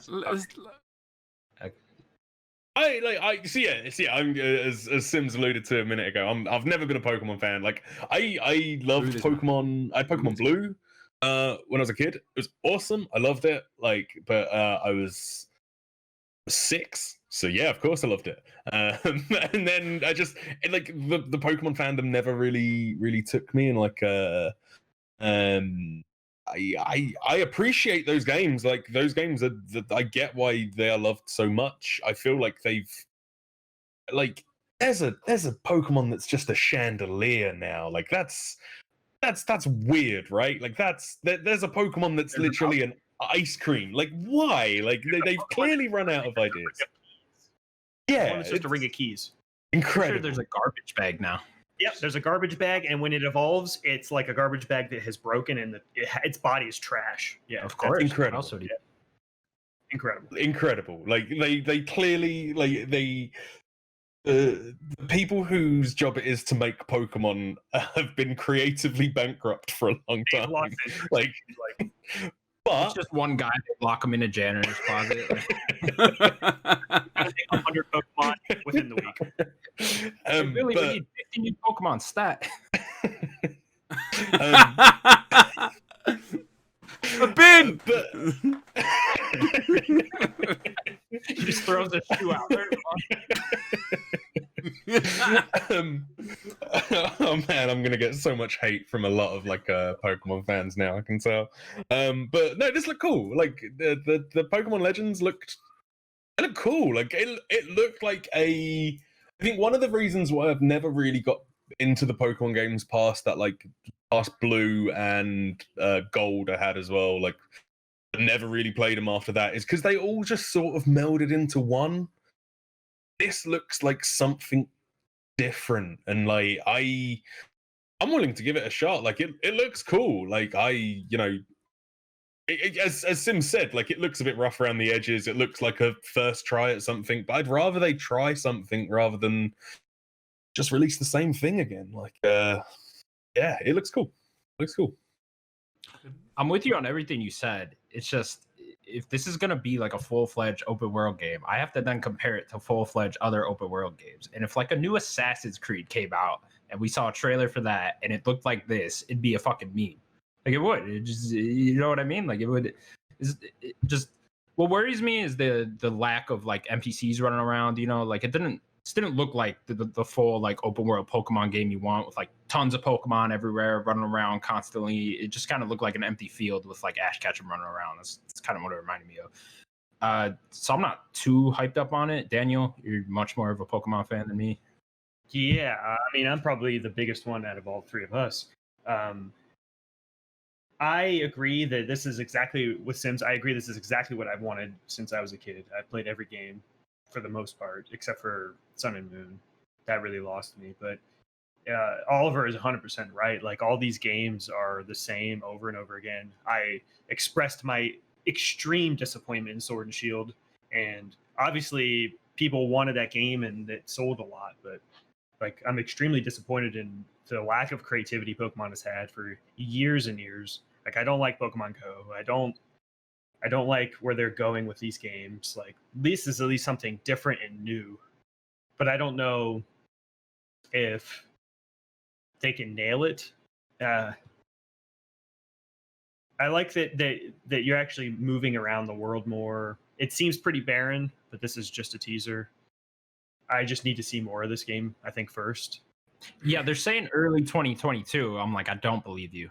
I mean, it's a year away. There's a lot they could do in a year. Sure. I have faith, especially they haven't done anything since the DLC last year. Game Freak, so they have a lot. They're very used to doing like yearly releases, right? Yeah, they were doing like a game, like a third game / like a remake game, and they were used to. Yeah, so they were used to putting out a game like almost every year for a while. So, Game Freak knows how to spin out games. So I have faith it's going to come out next year. If it's early, I don't know, but I just need to see more about what this game is. This was such a magical moment. I know, like, for me, like, I know you said the world looked barren, but for me, I don't know, I kind of just saw it being, it just looked perfect. I don't know, like, seeing Natalie so happy, like, I get what she's looking at, and she, I know what she's looking at, and it's just like, it's the start of something special, and it was such an emotional moment. Like, it was like the day after our birthday, and it was like, the Game Freak was like, "Here, have something," and I don't know. Like, she was crying, and I was like, "This choked me up." Like, and I know it's just a Pokemon game, but let's talk about the real news. Pokemon Snap. Like, oh my god, how good does this game look? Pokemon Snap, taking pictures of Pokemon. Oliver, I know you're with me now. Photo mode the game. Pokemon Snap on N64 was rad. Like, I like that game. That was a fun and weird game. And like, again, this is exactly what I'm like saying. Like, I'm not against Pokemon the concept. I just think the games are so samey. So that this looks different. This looks like, I'm probably not going to buy it. Like, and with the way that Nintendo games never go on sale anyway, like, it's unlikely that I'll ever pick this up, but I'm so glad they're doing something interesting and different and weird. That's what we need from Pokemon, because otherwise it's just you battle these 8 gym leaders and then you fight the Elite Four and then you catch the legendary and then that's it. This Pokemon Snap is cool. It's funny. This and Returnal come out on the same date, and we got new trailers for both those games. And then the Pokemon Snap one just decided for me which game I'm playing that day. It's definitely Pokemon Snap. Yeah, the 30th, I think. It just looks amazing. Yeah. But I was going to say something. Like, Oliver, you just touched on something that's like proper triggered me as well. Not like in a bad way. Like, you've triggered, like, I thought, like, you triggered Sims. No, like, they all mold into one. And you're right. And I've never really thought of it like that, because looking at Diamond and Pearl, the remakes, like, we're not. They look alright. They look fun and cute, and I'll play it. But I don't remember playing Diamond and Pearl. And is that because they all blend into one, or did I just not play it? And I'm pretty sure I might have played it. So I don't know. Like, the repetitive nature of, like, the concept of every game being the same thing. I get where you're coming from. Like, I disagree on your Chandelier and the keys and the Trubbish. Like, Trubbish, Chandelier, great. Can't remember the key Pokemon. Ice Cream Pokemon. The Chandelier is actually a pretty good one. The other two aren't. Now, my boy, Sinistea, that's my boy, alright? Sinistea, the greatest Pokemon of all time. Who's Sinistea? Yeah, which one is that? I don't even remember that. I'm the Right, Natalie's downstairs just tearing her hair out. She's just screaming, telling you, fucking idiots! I have no idea. Anyway. It's probably pronounced. I know I've talked a lot, but Pokemon Snap, I don't know, that's another nostalgia thing. I'm so excited for this game. Like, this is my birthday just summed up. Just me taking photos. They're called Brilliant Diamond and Shining Pearl. They're coming out late this year. But what I will say about that is I wasn't crazy about the art style, and it's made by a different team. This isn't Game Freak remaking, which is good. Which is not a bad thing. A lesser Link's Awakening. type of- Yeah, it didn't have the charm of that, but like Yeah. it just looked a little off to me personally. Like it did those old like handheld Game Boy Advance Pokemon games had such a charming art style, and that didn't really capture it for me. You gotta be happy it's not a Let's Go game, though, right? Yeah, they need to get rid of not make Let's Go games. Why'd you bring it up? I never finished it. I wasn't. If I got one, I got one. I wasn't happy. I wasn't bothered. But I think this style looks alright. I think everyone was a bit deflated when they first saw it. If you'd not looked at the leaks like at 1:12 o'clock in the afternoon, and you looked at this and you were like, "Fuck's sake, what is this shit?" Like you'd have been well pissed off. And then to get the other one and then saying 2022. I don't know. It depends where if you see the leak, it kind of lessen. I don't know what people want. Like it's just a different thing, and then obviously it being a different developer and a Game Freak doing all on what we truly want. I don't know. Like, I mean, I told you what I don't want, which is constant remakes from Pokemon. But I don't want this. Pokemon fans do though. Like they want them. I don't understand. Just because make they a want new to game. relive it and make it look better. It's just the way of the world. Like I'm sat here moaning don't about a get Wind Waker. I want I just old don't- games. I just don't get. I'm in the minority. I just don't get like why do I need to play 4th gen? I played 4th gen. Like make a new gen. Let's move on. There's so many people that It just takes Pokemon. time, doesn't it? I know, but give me all of the Pokemon. Like the problem in the beginning of Sword and Shield was that it didn't have all the Pokemon. You only had like 400 of the 900 Pokemon. And that's a big problem. I think the problem is quickly like Pokemon is more than the game. It's an anime, so they gotta make an anime with all the new Pokemon in it. They gotta create all the new Pokemon, so they gotta get that guy in that closet, and he's throwing spray cans out. Nah, let's forget the spray can Pokemon. And then the merchandise and the anime and the game becomes what I wouldn't even say third or fourth in line. Like there's so much more to think about with Pokemon. Should be number one. I get it, but anime and the cards, they're number. Like I'd say they're number one, and the plushies. And when you say Pokemon, if I said Pokemon, what would you first think of? I suppose the game, like Oliver, and Yeah, I didn't even know the Pokemon anime was still a thing. Like, Oh yeah, every gen. all of them. is it still Ash and Misty and Brock? Oh or... yeah, Ash just finally won.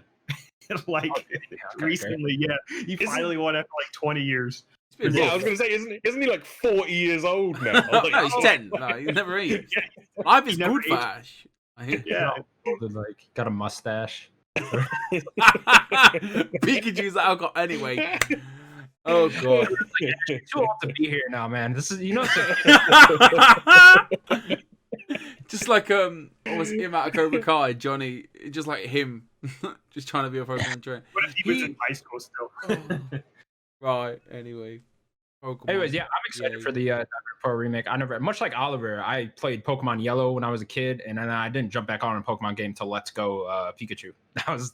Which is a remake of that same game. Yeah. And then I played Sword and Shield. So those are 3 Pokemon games I played. So yeah, I'm excited for Diamond and Pearl. I've heard this is a good one, right, Daniel? This is one. This was the to me. I mean, some people like 5th gen, but this is where it started going down. Oh, This really? is the last kind of. Some people don't even like this gen. So this one is pretty mixed. Like 4 and 5 are mixed, but after 4 and 5 is really, the downfall, in my opinion, of Pokemon. Yeah, I'm excited. But it's one to check out for sure. Like they showed this like cave section. I'll mention this real quick. They showed this like little cave section. There was this mini game in Diamond and Pearl where you like go explore this cave and you make a base and stuff. And it actually had like co-op. You can have people in the same cave and they can make a little base. You like mine stuff. It was a weird little game inside of a game. Weird little Pokemon shit going on. All right, cool. Definitely do. Next up, Aliens Fire Team has been announced. It's being developed by Cold Iron Studios, and it's coming out summer 2021 for PS4, PS5, Xbox One, Xbox Series S, and PC. Yeah, it's a third person. Looks like a survival game, right? Yeah. Yeah. So 3-player I'm co-op. assuming it's like New Left 4 Alien. Dead type of thing. Yeah, it's a bit. It looks a bit Left 4 Dead-y. Sure. It's not so that much sort of- like Alien. What was the last one? Colonial Marines or whatever. Yeah. That was more like a story game. Okay, sure. I actually enjoyed that. I didn't beat it, but Really? yeah, it was. I played it for like 5 hours or whatever. It was like That's fine. more than I've heard anybody else play the game. But we finally, hopefully, getting a good game in this universe. We haven't had one in a long time. Like, this universe is so ripe for good games. Like, please let this game be good. Oliver, you into this one? So Alien is my favorite franchise, probably of all time. Alien, as far as I'm concerned, Alien is the best horror movie ever made. Aliens is the best action movie ever made, and then they never made anything else. They never made anything else in that universe whatsoever. But I like this franchise. It's so hit and miss now, and like mostly miss. I mean, I loved Isolation. Isolation was amazing, but it was such a good game, but it was about 400 hours long. It never ended. Like, and then before that, Colonial Marines wasn't great. Like, No, it's bad to say it. it was bad. Like, Alien versus Predator, I liked that game. That was a fun game. Like, but I like that movie actually. Oof. No, like she's fighting with the predator at the end. Yeah, I'm not optimistic. Like I watched the trailer earlier today, and like the whole time I was just telling myself, don't get hyped, don't get interested, don't think about it. If this comes out and it's good, brilliant. If it comes out and it's bad, then it's another a bit of Alien like media that I can forever ignore, like I do with Covenant and Resurrection and AVP and everything else in that universe. It's rough being an Alien fan. Like, Since you're such a big fan of franchise, what would you like to see out of an Alien game? I like the idea. I'm a big fan of Left 4 Dead. Like, if it was like that, if we're going the more action packed like route, like we had our brilliant Alien horror game in Isolation. Give us the brilliant Alien action game. I want dark corridors with hundreds of xenomorphs scattering around and huge heavy machine guns. Yeah, That's what I want. I'll give you a little more information, Oliver, because I went and read their stuff on their website. So there's like 10 plus, I think, xenomorph types. So I'm wondering if they're doing the Left 4 Dead thing of like the spitter and all that kind of stuff. There is 5 classes. I forget the names of them all, but it is only 3-player co-op, so that's a little weird. I think 5 classes and 3 players. And then there's a bunch of guns and mods, so you will be able to customize some sort of class before you get in.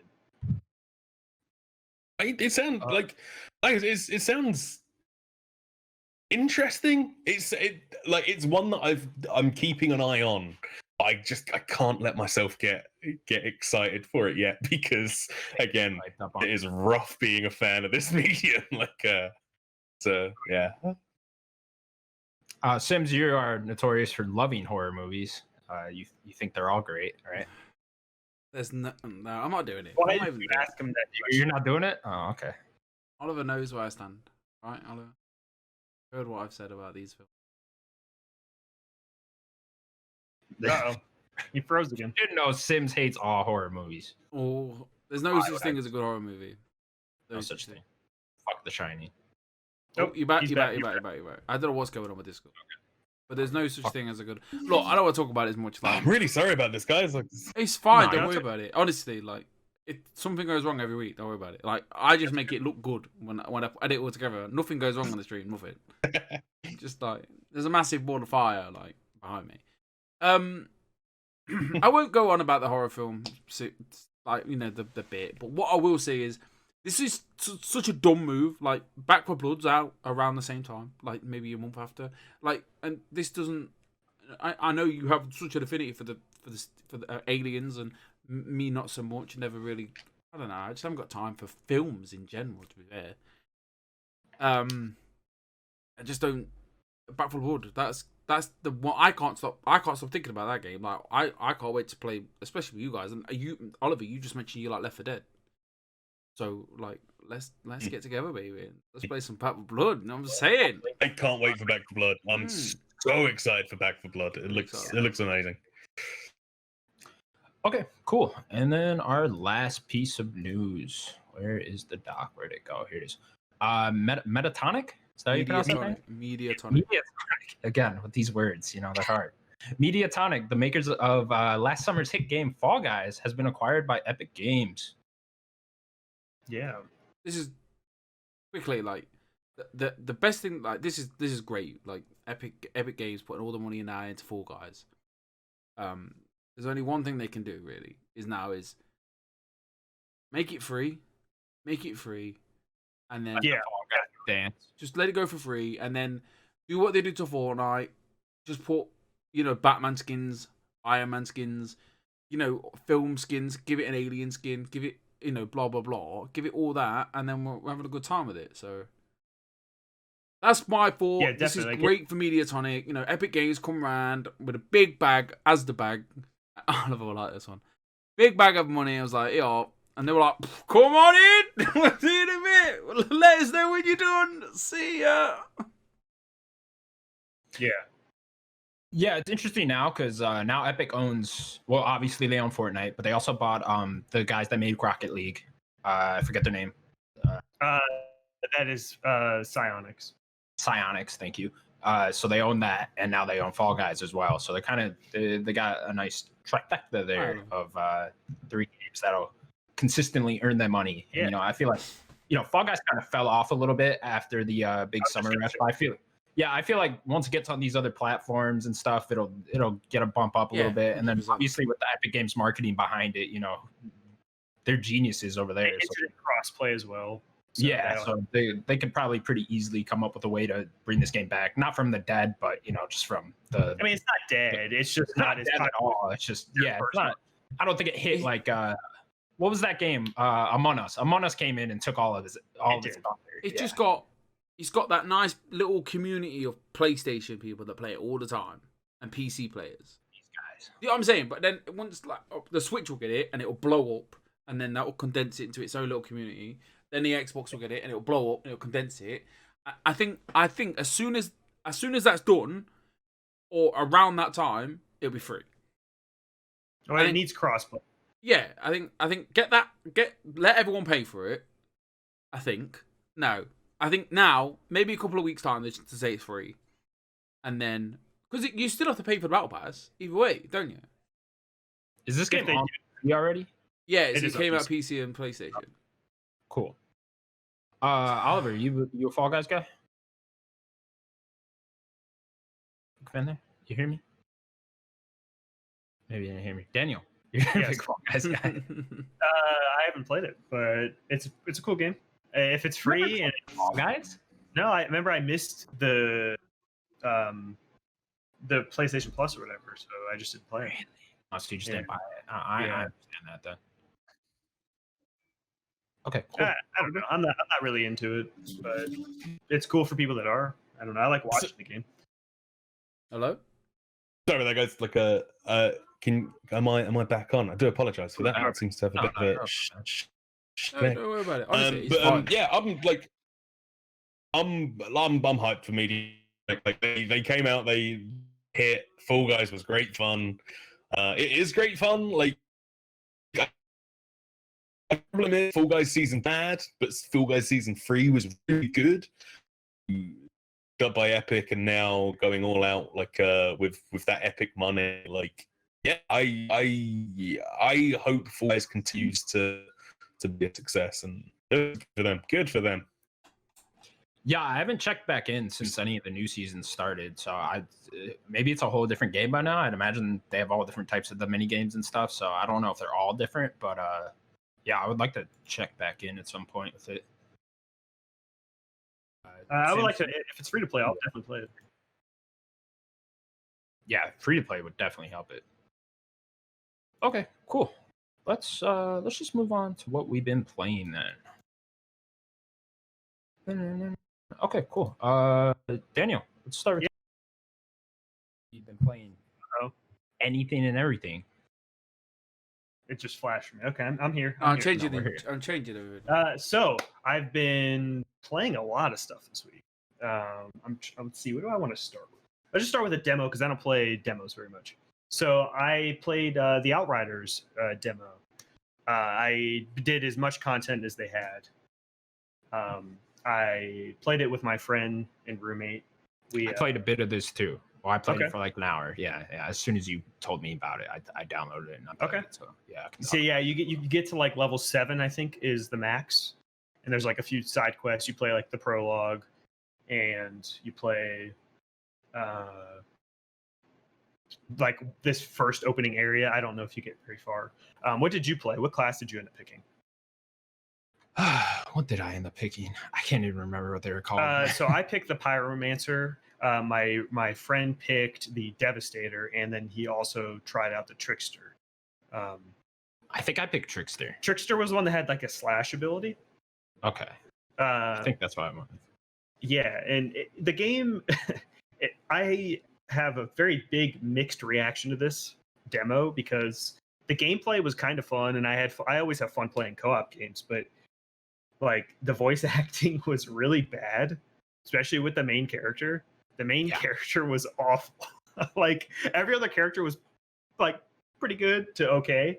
The main character was just bad. Like there's one scene where she was like, I picked the girl, and she was just like screaming, and it was just it was very off. But the gameplay's pretty fun. So the Pyromancer, you only get like 4 abilities, and you have like 3 slots. So the ones I got was like I shoot out fire from like nothing. I don't know, my body. Penis. And no, I played as a girl. Okay, so you shoot out fire in a line. You can hit everybody. I have one where I can like erupt somebody and they like burst into a fireball basically, and then another one like I soul sucked energy out of them, and that was like a healing ability. What is this game? I don't know. Just goes, he's like. Yeah, it's a weird game. I did but see had this fun. cool footage of like when you slash, they all turned into skeletons. And I was like, I like skeletons. That is the Trickster. That's I think what Connor played. Yeah. But the I didn't see Pyromancer that. was a pretty mid-range. That I think it's ability you get. I think it's like your second or third ability for that class. I had fun with the gameplay, but like it really didn't draw me in. I don't know. Like I like People Can Fly, but It just looked like I guess poor I man's just- Division to me. yeah. A little bit. It was. I was thinking poor man's Gears of War, but yeah, same type of thing. The combat felt very much like it was Gears, which People Can Fly helped make Gears Judgment, so it kind of makes a little bit of sense. It was Yeah, fun. I think I told you it was like Destiny meets Gears of War with dialogue options. And that's Yeah, pretty much yeah. exactly what it was. Yeah, that's what it came across as. Yeah, I'm with you on the voice acting. Just kind of felt bad all around. Again, these games aren't my cup of tea. They never will be. So I won't be picking this up. But yeah, I had fun with the combat for what I played of it. But yeah, I kind of got turned off after like an hour. Daniel, anything else you played? Yeah. I know you. Played Yeah, that's pretty much it for that demo. I need to see more, maybe some reviews. Maybe I'll get it. I'm not sure. But yeah, so I played Olea. I don't know if you remember Olea. It's a little 2D platformer with like pixel art. It was a very fun game. I really enjoyed myself. So it's a puzzle game also. It's not just like a pure platformer like Mario. So you're not really doing a lot of platforming like jumping. It's pretty puzzle based because you get this I think it's a harpoon, and all the puzzles are kind of based around this harpoon. So you can throw this harpoon and you call yourself to it. So a lot of the puzzles work around you trying to figure out where you should throw it. Sometimes you got to throw it up or over a ledge and then hit it, or you have to hit like a switch and it'll open something for you to go. So is this just But a straight puzzle game, or was there platforming? no, involved too? there's some platforming, and there's also some combat. You get weapons, and you use the harpoon as a weapon as well. You get like I think 4 pieces of equipment weapon wise. You have like a little sword, you have a shotgun, you have a crossbow, and you get another sword which isn't really an offensive sword. It's like a puzzle sword. It's a charming little game. The story takes a couple turns, especially at the end. I don't really want to spoil it. You're basically the captain of the ship, and it overturns, and you lose all your boat people, whatever you call them, crewmates. Crewmates. You lose them all. Boat people. And when you're going through these levels, you'll find them, and then they'll go back to this like hub world area, and you kind of just become the chosen one once you get this harpoon. It's kind of like a Link story, getting the Master Sword. You're Neo. Yeah. You literally are Keanu Reeves.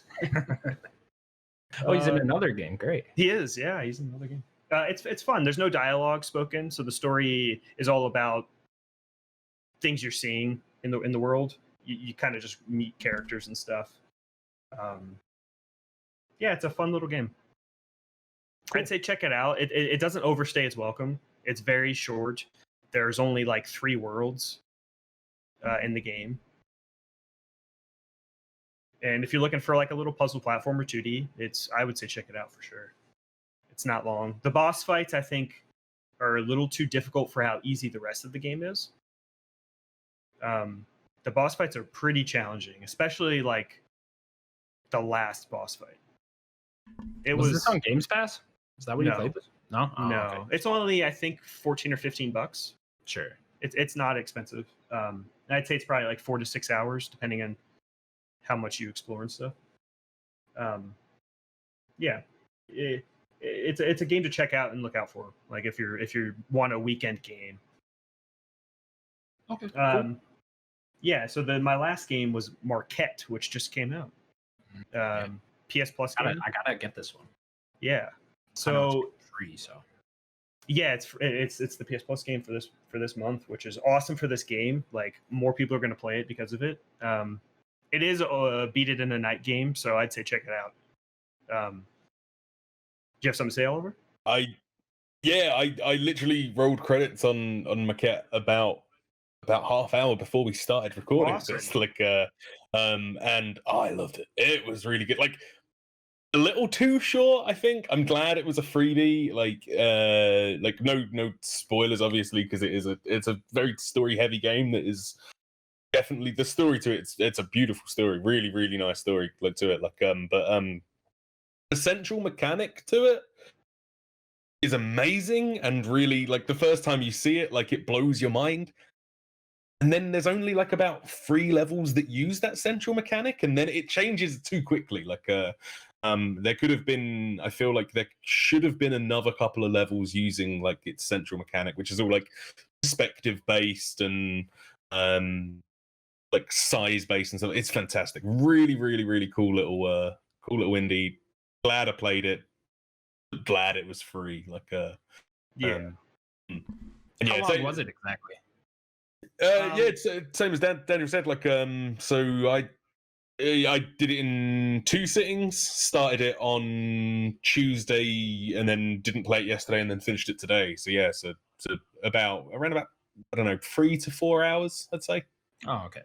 It really depends. So I have a story for this game. Okay, I did this all on Tuesday. I beat it all in one night, but so I got to the end area, and there is this little puzzle where like you flip a switch and you kind of have to get to across a whole section, and like a door opens and you got to get in there real quick, and it's like timed. The door just wasn't open. Like this is the only glitch I've had in the game too. The door just wouldn't open. I thought that like maybe I was doing something wrong. Maybe I did something wrong beforehand. So I basically had to replay the entire game up to that point because I guess my save was corrupted. So to answer your question, Connor, is I speed ran this game in like an hour. Damn. to Check get back to that records. point. Like, you need to check this stuff, man. You could be world record holder right now. Like, Words here, Daniel. Yeah, I had to. It was crazy. Like I ran through it in like an hour just to get back to that point. But what I will say is a few of the things you're doing puzzle wise gets a little obtuse, and they don't really do a good job sometimes of explaining what you need to be doing right now. Like, I don't want to get too specific. I don't want to spoil the puzzles, but there's a few times in the game where I'm like, what do you really want me to be doing right now? Because there's not much you can really do for each puzzle, you know. There was one like in the very first level, and so I would say very like literally mild spoilers for the first puzzle in the game, sort of thing. Like you have to flick a switch that's behind a wall, and it never tells you that there is a switch behind that wall.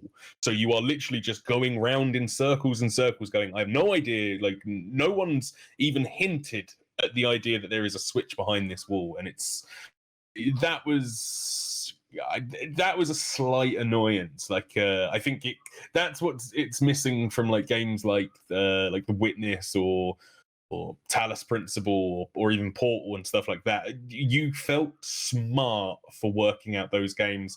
There are some puzzles in this game that you're like, oh no, that wasn't a clever puzzle. You just didn't tell me where I was going. Like Not a lot of explanation. Yeah, and it could use a little bit more. Like it, but again, for a free game, brilliant, excellent, really. Shout out to Bryce Dallas Howard.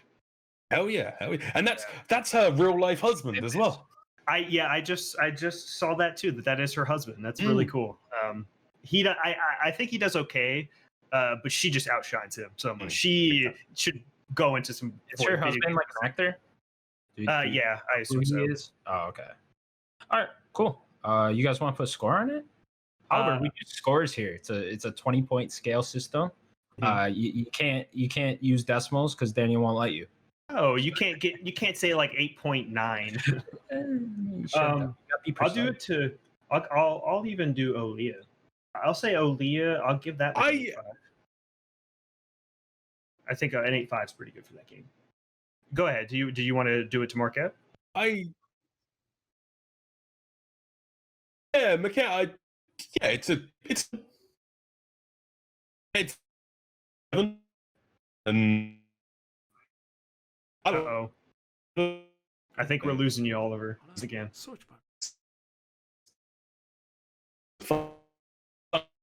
I just Okay, heard. I can't really I heard. hear I heard. Fuh.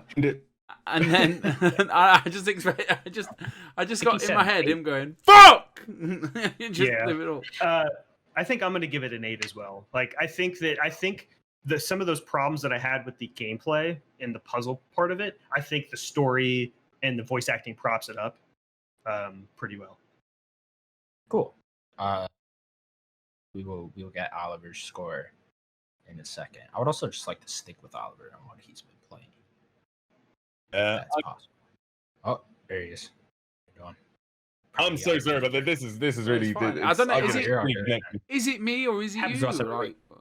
It's me. Like, so there is literally about like a half-hour window every day where our internet just goes, and I mean it's just peak times. It's peak times, so it's like internet gods gotta fuck you right now. Absolutely. Like it knew I was doing something pretty cool, so it was like, nah, you can't do that. So what was your score on Marquette? Oh yeah, a 7. It's a 7. It's a 7. I'll recommend it to people. Like I'll say, look, don't pay for this game. It is free right now. Enjoy it. Have a fun evening with it. Like it's a cool game. Like I'm looking forward to now watching my fiance play it. Like because she's gonna have a fun time with it, and like I'm looking forward to like sitting there all smug, going, I know how to work this one out, like, and like seeing her hit her head against a brick wall with it. Because I love that about like these sort of puzzle games. It's a good game. It's a good game. Cool. Let's stick with you. Anything else you've been playing? What else have I been playing recently? I've been playing Death Stranding for the first time ever on stream. And I just want to talk about that game all the time, and I have no idea if I like it or not. Like I'm about 16, 17 hours into it now. Like I'm deep into the game. I'm deep into the like all the mechanics and stuff. But what is this game? What is it? No one knows.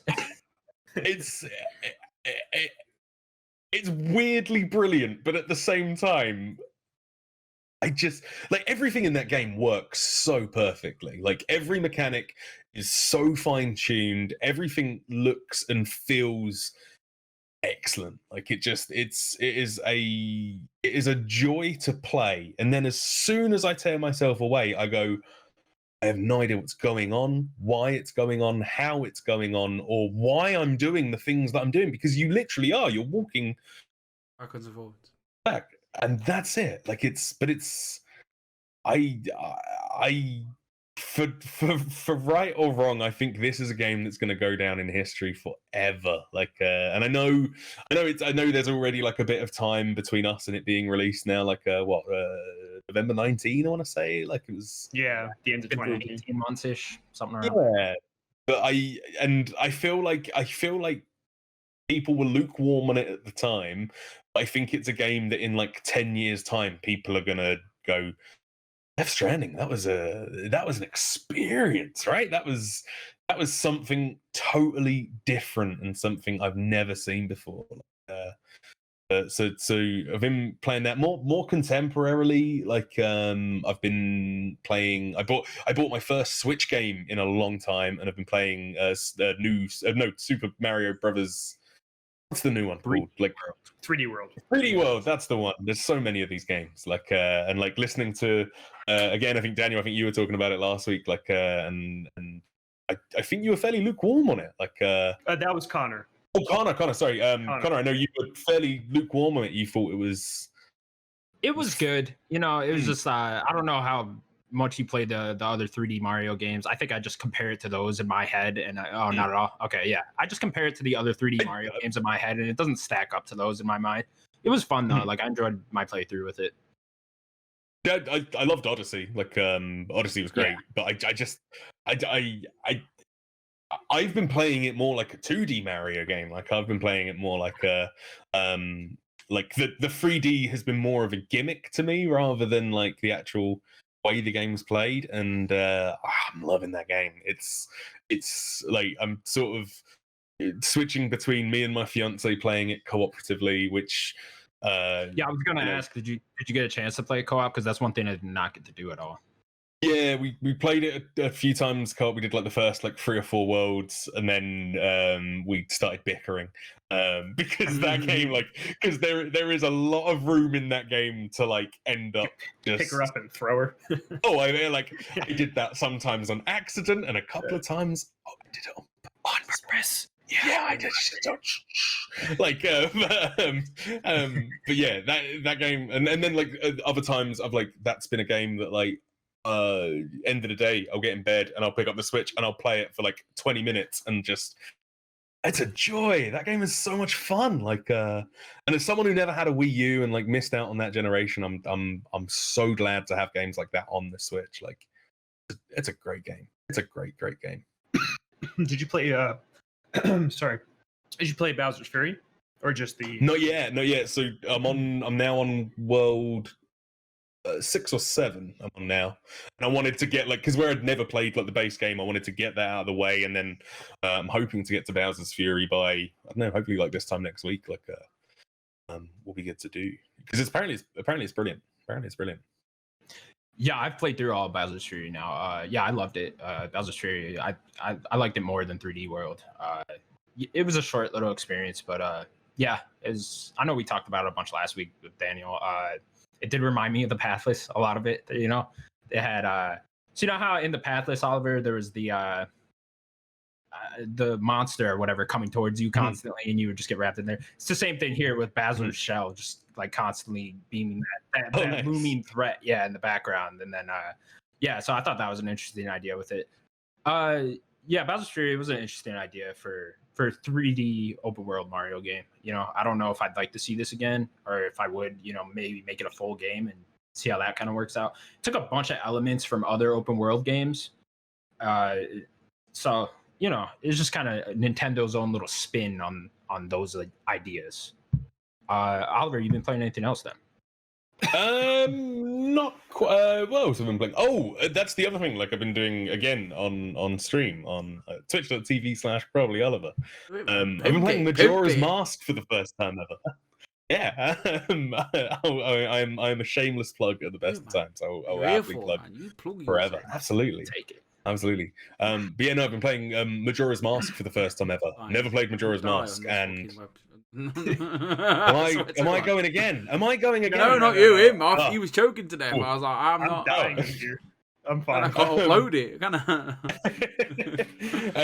Majora's Mask. I've never played Majora's Mask, and I don't know how big a Zelda fans you guys are. Like, I'm. Breath of the Wild's a 7 out of 10. I am with you. I'm with you, Oliver. Breath of the Wild is a fine game. I would say 8, but yeah, I'm with you there. It's fine. But Majora's Mask is weird. Yeah. Majora's Mask is insane. Like, I would like to play it. It's great. It's like literally like, especially the first 2 or 3 hours might be the trippiest and weirdest, not just Zelda game I've played. It is almost like it is Control, that game. Like that game is weird and goes. Did Sam write that game too? Yeah, probably. Like I wouldn't be surprised because it's insane. It is an insane game, and that's. Other than that, like I mean, outside of unfortunately now, like outside of streaming, like I don't get too much time to play as many games as I'd like. Like so kind of getting the most out of the games I am playing on stream, which has been a joy. What was the Twitch channel again? Twitch.tv/ProbablyOliver. Yeah. All one word, all lowercase. Go subscribe to him. Don't even worry about subscribing to us. I was watching you. I watched you yesterday play Majora's Mask, and honestly, I genuinely thought I just dropped an LSD. Yeah. Because he just as soon as he puts the mask on, I've never played Majora's Mask. I've never had that. I've always wanted to play every Zelda game. Like I've started Link to the Past. I said that last week. I've started Ocarina of Time about 15 times. But I never had the Majora's Mask. And then watching you become that little troll thing, and then it kind of just zooms in and does that blurry. I don't know, like that's the way I sort of. Yeah. I don't know what you're talking about. Honestly, like so you get explain it. You get a Deku mask at the start, and what happens when you put the Deku mask on is that you turn into a Deku. Okay. There's this little cutscene every single time you put it on. Like this. That Link puts on this mask and he grabs his face and Link screams. Oh, God. And like it is not a happy scream. Yeah. And then the screen goes all weird and jumbles, and then he wakes up again as a Deku, and it is for what is essentially a kid's cartoon game. It is terrifying, genuinely terrifying. Excellent game. Could not recommend it. How you're playing it with an emulator? How are you playing? I'm playing it with a DualSense. And how is that? We need to talk about emulators behind the scenes, right? Obviously, you own N64 Majora's Mask. You just don't want to plug it in. Yeah. You don't want to plug it into your monitor. It's got that weird cable that nobody uses anymore. Channel 6. Tune the telly in. All right. Okay. I'm playing Legend of Zelda: Ocarina of Time. I started it the other day, and I know the first bit of the game like the back of my hand. Like I go to the Deku Tree, talk to the Deku Tree, have a good time, jump off that weird thing. It took me forever as a child to figure out you have to jump off this top tree thing and then jump through and you break the cobweb. Honestly, it blew my fucking mind as a child. Like, what is video games? It's such a complicated thing too. But like, you didn't think back in the day. I don't know. That was never a thing. This was games went side to side, or I don't know. They didn't. Or Lara Croft was shooty. Do you know what I mean? It wasn't complex. Like that seemed like such a. It blew my fucking brain. Anyway, I won't bore you too much with Stardew Valley. Not Stardew Valley. That's next.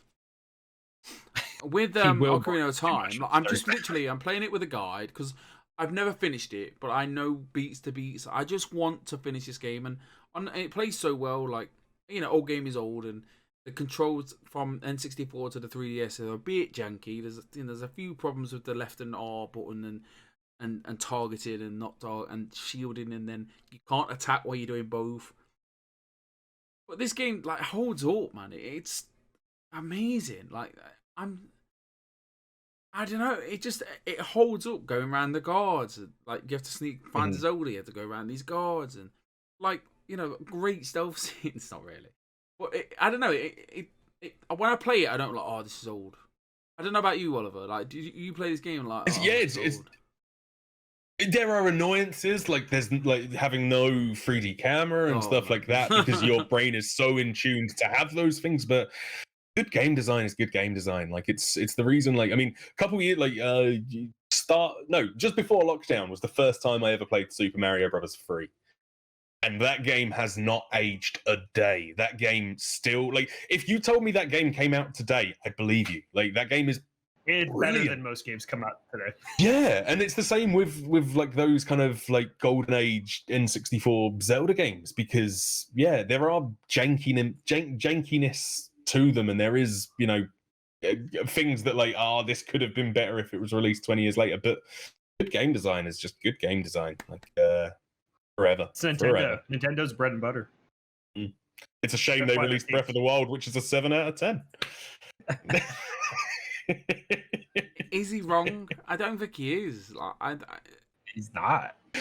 I've spent this podcast angering Pokemon fans and now Zelda fans. It's all towards me. It seems. Nintendo fans in general coming for you. Anyway, let me hear about starters. Want to continue? what have you been playing, Connor? What have I been playing? Yes. Okay. Before I start with what I've been playing, I want to ask you guys a question. Yeah. Can men change? No. Can men change as a whole? Man, change. Can man change? Yeah. I mean, as humanity in general, can people change? Yeah, of course. Are we capable of that? Or are we just forever stuck in this endless cycle, doing the same thing over and over again? Well, see, we got you, probably the man that does change, and then Sims doesn't because he gets stuck. Sims doesn't. Why has this got really deep? Like, what's going on? I know exactly what you. I was here to talk about. I wanted to talk about video games. I wasn't ready for this. Getting in for existential crisis. Ladies and gentlemen, I've been playing Demon Souls, and I fucking love it. And I am notorious for hating on all the Souls games. Yes. Yeah, so I picked up Demon Souls on Sunday. And I've just been hearing all about the Souls games over and over again. I feel like Kind of Funny's been talking about it nonstop and some other podcasts. So I've just been like, and if I had this idea in my head that one day I'm going to sit down, I'm going to play a Souls game, I'm going to go in with an open mind, and I'm going to really commit to it and try to figure out why all these people like these games so much. And it finally clicked with this one. I finally get it. I think you start these games, right? And immediately it just comes off as hard, right? You just die. And you die again, and you die again. And you're like, what the fuck? I don't want to do this. But then you start learning the loop of it, and that it's just like, you need to really wrap your mind around what the levels are, right? Like, you die a lot in these games, but it's not like you're not gaining progress, which eats death. It's not pointless deaths. Like, you are getting something each time you die out of it. You're either learning a better way to fight an enemy, or you're getting more souls to level your character up, or stuff like that, So I think once I wrap my head around that, it kind of opened my mind more to what these games could be. Oliver, are you into these at all? Because I know these two aren't. You like your Souls games? Okay. I love Bloodborne, favorite game of all time. Dark Souls, I've never really played a Dark Souls game, but Demon Souls, I got the remake for PS5, and that game gets into your blood. That game is so damn good. Like the way it looks too. Yeah. So I just beat the second boss, I guess, or I think it'd be my third boss. Yeah, third technically. Yeah. Who are you anymore? Who are you? I know. You big spider or giant I beat man? The giant spider. Yeah. So I did what they call 1-1 and 1-2. I beat those, right? And then I went to 2-1, which is the giant spider, which I have not beaten. So yeah, you can hop around a lot of different levels, and you're sort of encouraged to a little bit to if you're having trouble with one level, go to a different one. Maybe you'll have an easier time there or whatever, or you learn something else. It's it's interesting how this just all of a sudden clicked for me. I think one thing that really got me was the NPCs. I didn't realize like how smartly designed a lot of these the enemies are. It reminds me of Halo actually. So like the jackals, you can there's a bunch of different ways to kill the jackals, but you learn the best way is to shoot the little part of their shield, then their shield goes up, then you shoot them in the head. It's all like that, where like you'll fight an enemy and you'll learn that, parrying this enemy is probably the best way to kill it, or do a roll behind its back and then, slash from behind it and that kills it in one shot or something like that. So there's like just a whole bunch of different ways you can attack these NPCs, and you kind of just figure out what the best way is to do that. And then once you figure that out, it's pretty easy. So like, I was having tons of trouble with just the first level at first, but now I just run through that in like 5 minutes. You know what I mean? Happy. So yeah, I am happy. I'm so excited. Do you about this game. Do you think that your like for this one is from how it's set up? Because I know that it's set up with these different levels, but that's not how the Souls games are usually. You just kind of have to keep going forward. I have no idea, honestly. Like I said, I mean, I just jumped into this, so I don't even know what the difference is between Demon Souls and Dark Souls and Bloodborne. Are you playing graphics or performance? The 60 frames one. Yeah, I had. It's like yeah. You can. That was the game, like, because I always used to say like I could never really properly tell between like the whole 30 frames, 60 frames. I'd never really understood the difference when I go to the other one now. Yeah, that's one of the games that made me go, I've never understood the difference. Really? Okay. I've never seen. I don't see frames. It's like stuttery now when I go to the 30 frames mode. Yeah, I've only noticed it in the last few months, like with things like Demon Souls, and I just did Control in 60 frames and and Spider-Man in 60 frames. Going back to Spider-Man in 30 frames was horrible. You couldn't even do it, right? Like you couldn't even switch back. After that. Yeah, it's kind of crazy how that works. But yeah, I've seen it with the ray tracing and stuff. Looks great. When I was fighting that giant spider, he like breathes fire out his mouth, so I had to turn on the ray tracing real quick just to see how that looked. Looks absolutely insane. Yeah. This game is it's beautiful. But yeah, I don't think I realized how deep combat is in these games too. I always just thought it was like, I didn't even realize there was a leveling system in these games, because I can wrap my head around a leveling system, right? I always thought it was just you jump in and you're just figuring it out. It's not like you're getting stronger in any way. It's kind of like a puzzle. You're just figuring it out. You're talking about life of the game. Once you wrap your head around the leveling system and that you can level up and your character does get stronger, that made it much easier for me to jump in there. And then you just get so many tools too in the combat. There's the parry, there's the step back, there's the dodge roll, there's all this different stuff that just feel like different tools to add on to the combat. And it's crazy. It's crazy. I really hope all of them get me now, like I beat Demon Souls, then I can go on to Dark Souls and so on and so forth. That'd be crazy. I'm so happy for you. 6 games out of this, Oh, Sims, I'm gonna platinum. I'm so happy for you. Oh, go for it. Be one of these Souls guys now. But yeah, that's all I've been playing pretty much. We'll continue with Dark Souls or Demon Souls, excuse me. I'm assuming that'll take me like 80 plus hours. I don't know. I'm only on the third. They're pretty long. They are pretty long.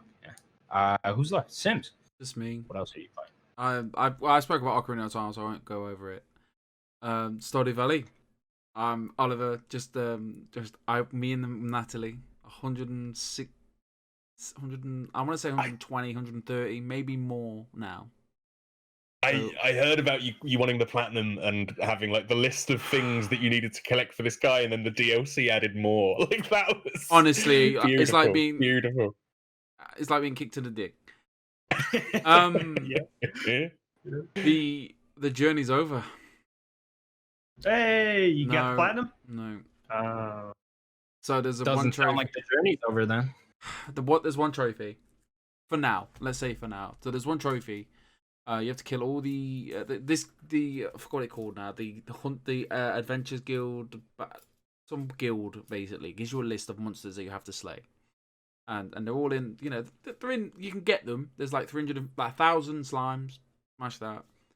Mummies, serpents, other stuff. Anyway, in the DLC they added magma sprites, and they're literally just in the mines, in the volcano mines. There's these floating things. They just float around, and they drop a certain currency to use to do the forging of the weapon. Anyway, they want you to kill 150 of these magma caps. I killed 150, completed the list, got the trophy. Natalie does it. Nothing. Why didn't she get it? I don't know. Obviously, I've gone through Reddit. I've gone to StardewValleyForums.net. People have had the problem. Honestly, it's not funny. No, it's not funny. It's not. Don't lie. Is there like an indicator in the game that says that she did it? Yeah. Okay. So a lot of people have had the problem. I think I didn't leave the magma sprites till last. I must have just done them as I was I was doing something in the mines for a trophy. Basically, I went off and done one thing. Natalie was doing another thing. We, kind of meet in the middle, so we killed birds with stones. I ended up getting the trophy before. I managed to kill the magma sprites, and then I had a few more other things to do, so I had to go kill some dinosaurs. And I think because Natalie left it last, a lot of people have said the same problem. It's just not. It's that added on trophy. Honestly, I'm shaking thinking about it. I know it sounds stupid. Natalie's fuming. Natalie's absolutely fucking fuming. And then we sat there last night and we're just like, we had a crafting trophy to get, so we got that.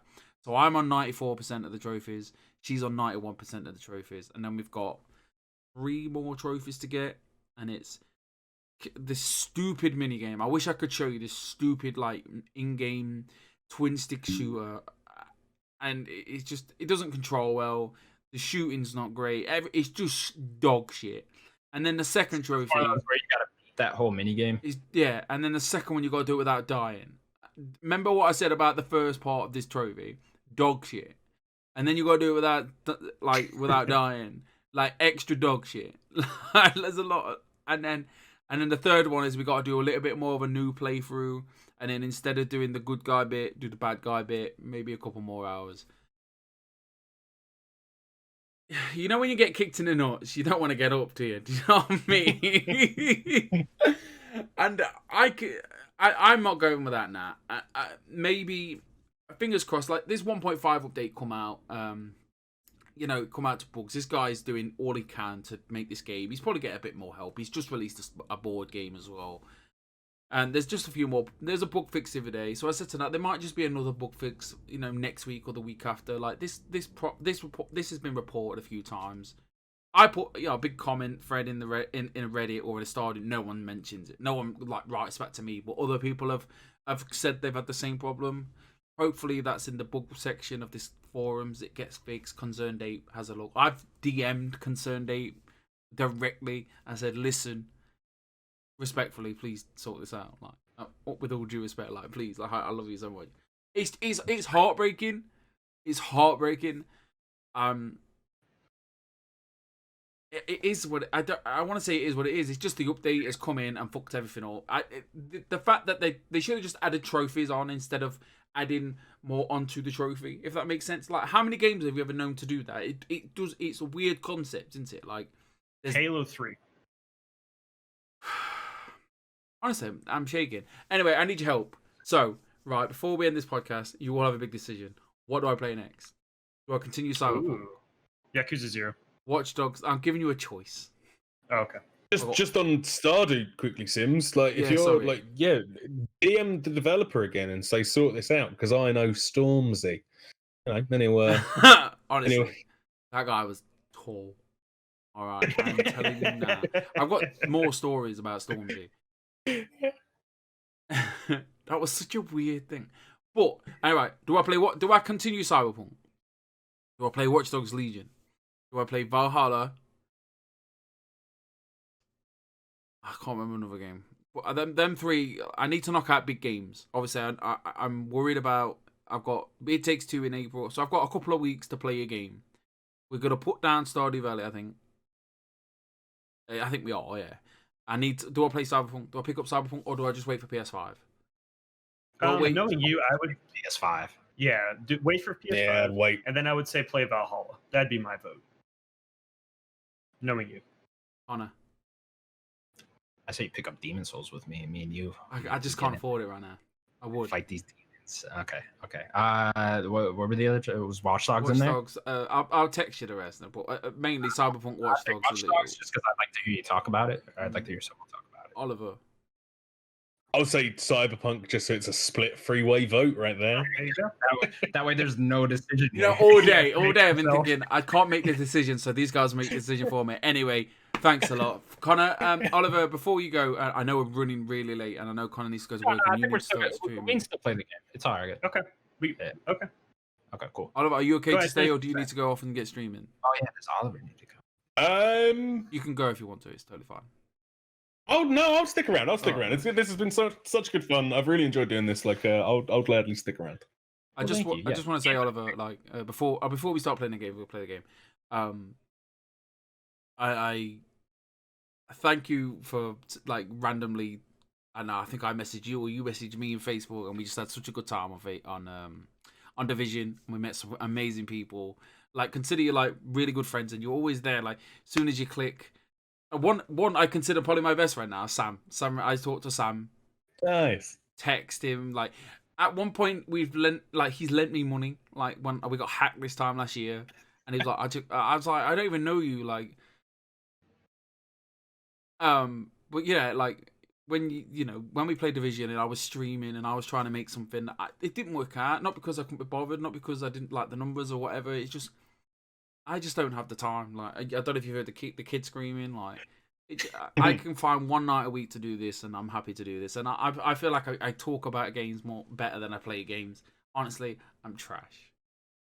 But no, like, congratulations on everything you've done. Like, you've got, your merch, and you put so much effort in. Like, I know I only pop in every now and then, like, hello, how you doing? And, you were dressed up as, I think, I've seen you dressed up, you're playing old wrestling games, like, big shout out. Like, honestly, like, thank you for coming on here, but, like, keep doing what you're doing, man. Like, you're so entertaining, and I watch so many I tried to watch so many streamers, and you just dragged me. Like, you've got something about you, like.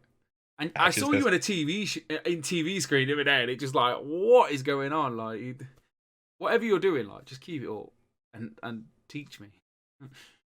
So yeah, massive. Thank you, Connor. Like, and Oliver, like, thank you for being the first ever guest. Like, the first ever guest.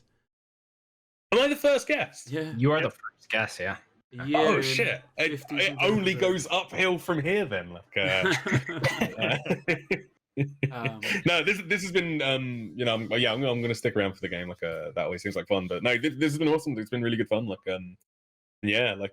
streaming has been, like, I mean, I've not been doing it long. Like, coming up, 6-month anniversary, celebrating this month of streaming. Like, we've just hit 600 followers. We're doing, I know, like, unfortunately this goes live on Sunday evening.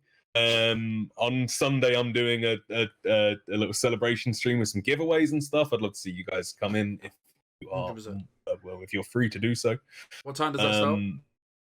At 4 p.m. on Sunday, we're doing the Grand Theft Auto 5 Chaos mod, which is one of the most ridiculous things I've seen in my life ever. Like, but yeah, no, streaming has been it's been so much fun to do. Like, and it's been an absolute joy. Like, and doing stuff like this, like, yeah. Like, I see you all about. You're always into some pies. You've always got fingers in pies. Like, you did that game show the other day, which was great. I DM'd the bloke. I DM'd the bloke on Instagram. I don't know if he checks his Instagrams, but I was like, I will happily come on that show and have a good time with you. Like, yeah, the third episode of that comes out tomorrow, and I'm on the third episode as well. You're on a roll, aren't you? That's been really good. The Dave Against the Game show on YouTube. It's really good, really good fun. Yeah. Do you sell those t-shirts, by the way?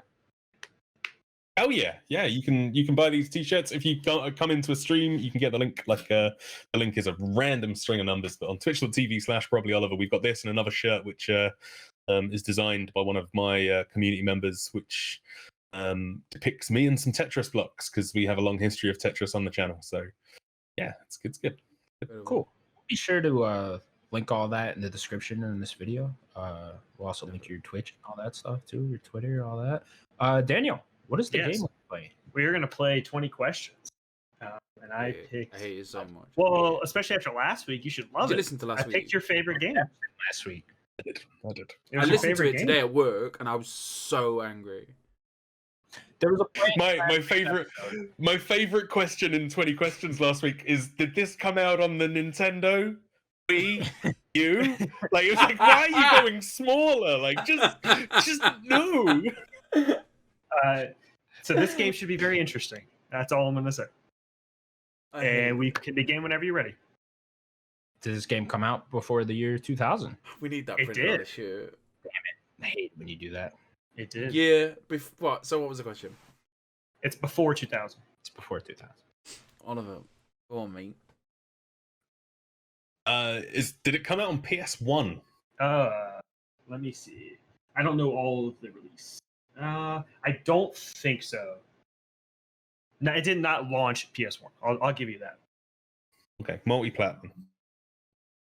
It did not come out on PS1? Or did? It didn't launch on PS1. Didn't launch on PS1. Okay, interesting. Did this come out on the Nintendo 64? No. Oh, okay, cool. Not a Nintendo game.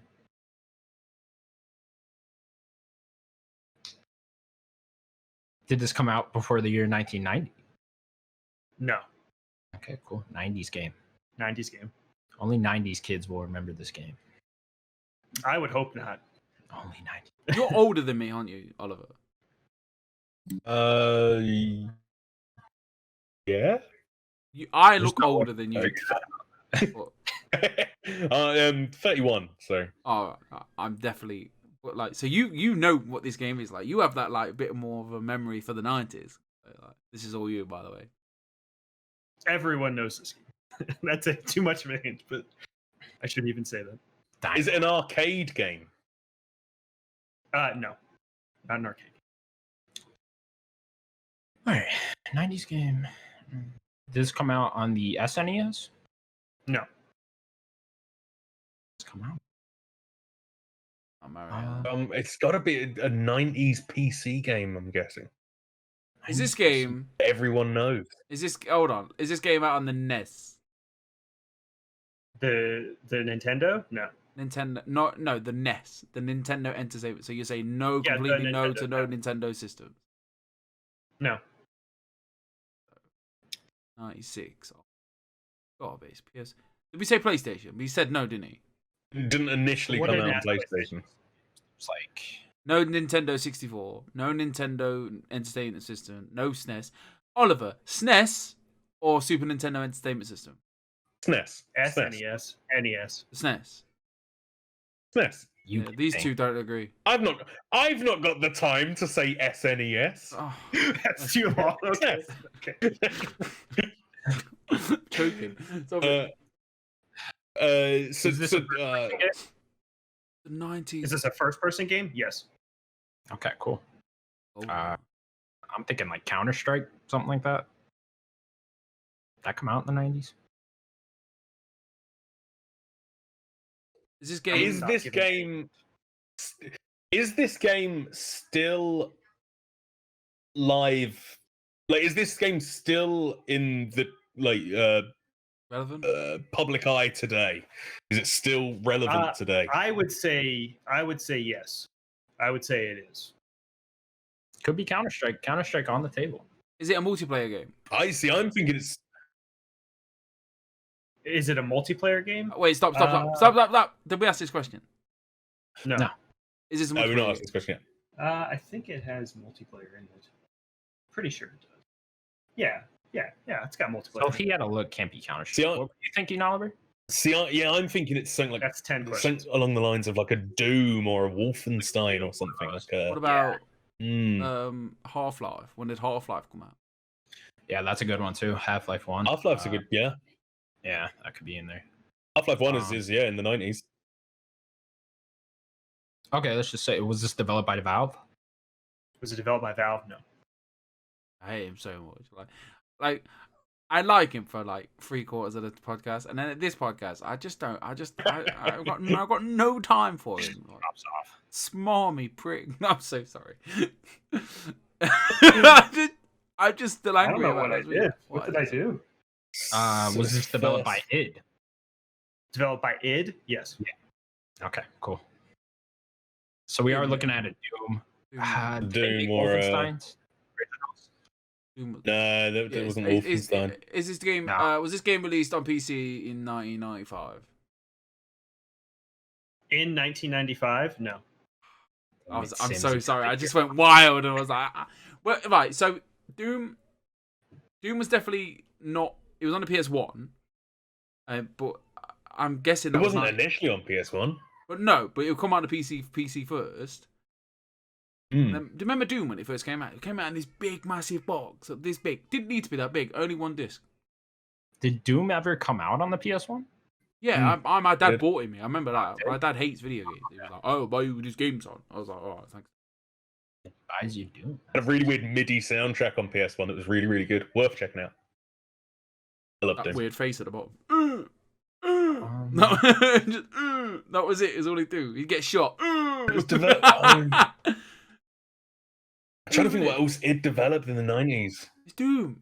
Gotta be Doom. It's like they made a lot, right? I don't listen to- Yeah, it's got to be Doom. Is it the first Doom though? Did the first Doom come out in the 90s? Yeah. Yeah, 93. 93. Oh, Okay. did it? So, Oh, I was thinking like a year before because the PlayStation was 96. Might have been 94 for Doom then. I was about to Google Wolfenstein it. might I have was been like, wait, 93. that's cheating. it's got to be Doom because he said everyone knows it too. Id, who did Id? What else? Yeah, did is Id it do? Doom? Is that the question you're Yeah, asking? fuck it. You gonna go for it? Yeah. Yeah. What else It would is it be? Doom. It is Hey, Oliver! Yeah. released in Confetti! 1993 for MS Oh DOS. man, we need one of them like Developed by obnoxious. id, published by id as well. But you guys are all wrong. Wolfenstein was developed by id, especially John Romero. Oh. John Romero did do Wolfenstein. Legendary John Oh, I Romero. didn't know that. Yeah. When did when did Doom 2 come out? Because that is a question. Because I'm pretty sure that was also a 90s game. But that would have been, yeah, Doom. Everyone should know Doom. Doom's a banging game. Oh, A Doom and Doom Eternal, another two platinums of mine. Yeah. Nice. Is that the Eternal Platinum too? Yeah. I can't do take. you like getting kicked in the nuts? I'm gonna look at your platinums in a minute, boy. Like, what do you do? Why do you like inflicting this pain on yourself? You know, I'm nearing 100 platinums, so. You have the Crash Team Racing Platinum, Oliver. No, I was never a Crash. I've never been a racing game guy. Tell him about the platinum. Nice. That's right. I got that one, Oliver. Anyways, guys, that was the Nerd Gods Podcast, episode 56. Thank you so much for watching. I want to say as well, we are now on audio platforms, so you can go catch us on Spotify, Apple Podcasts, Google Play, leave us some nice reviews. Oliver, thank you so much for coming on the show. You can go catch Oliver at twitch.com. Wait, how's it go? Twitch.tv/ProbablyOliver. Not into the Twitch, I don't know. But yeah, you can go catch him there. Do you have a schedule, by the way? Yeah, so Mondays to Thursdays, 7 p.m. GMT. So that's 2 p.m. Eastern, 11 a.m. Pacific. Oh man, you've actually thinking about like knowing the time zones. I still don't know. Got the it. time I'm zones. international, baby. Anyways, yeah, thank you so much for coming on, Oliver. We really appreciate it. Thanks for having me. Thanks Thanks for having me. Awesome, man. Thank you. Yeah. All right. Bye-bye, everybody. Bye, everybody. Bye, guys.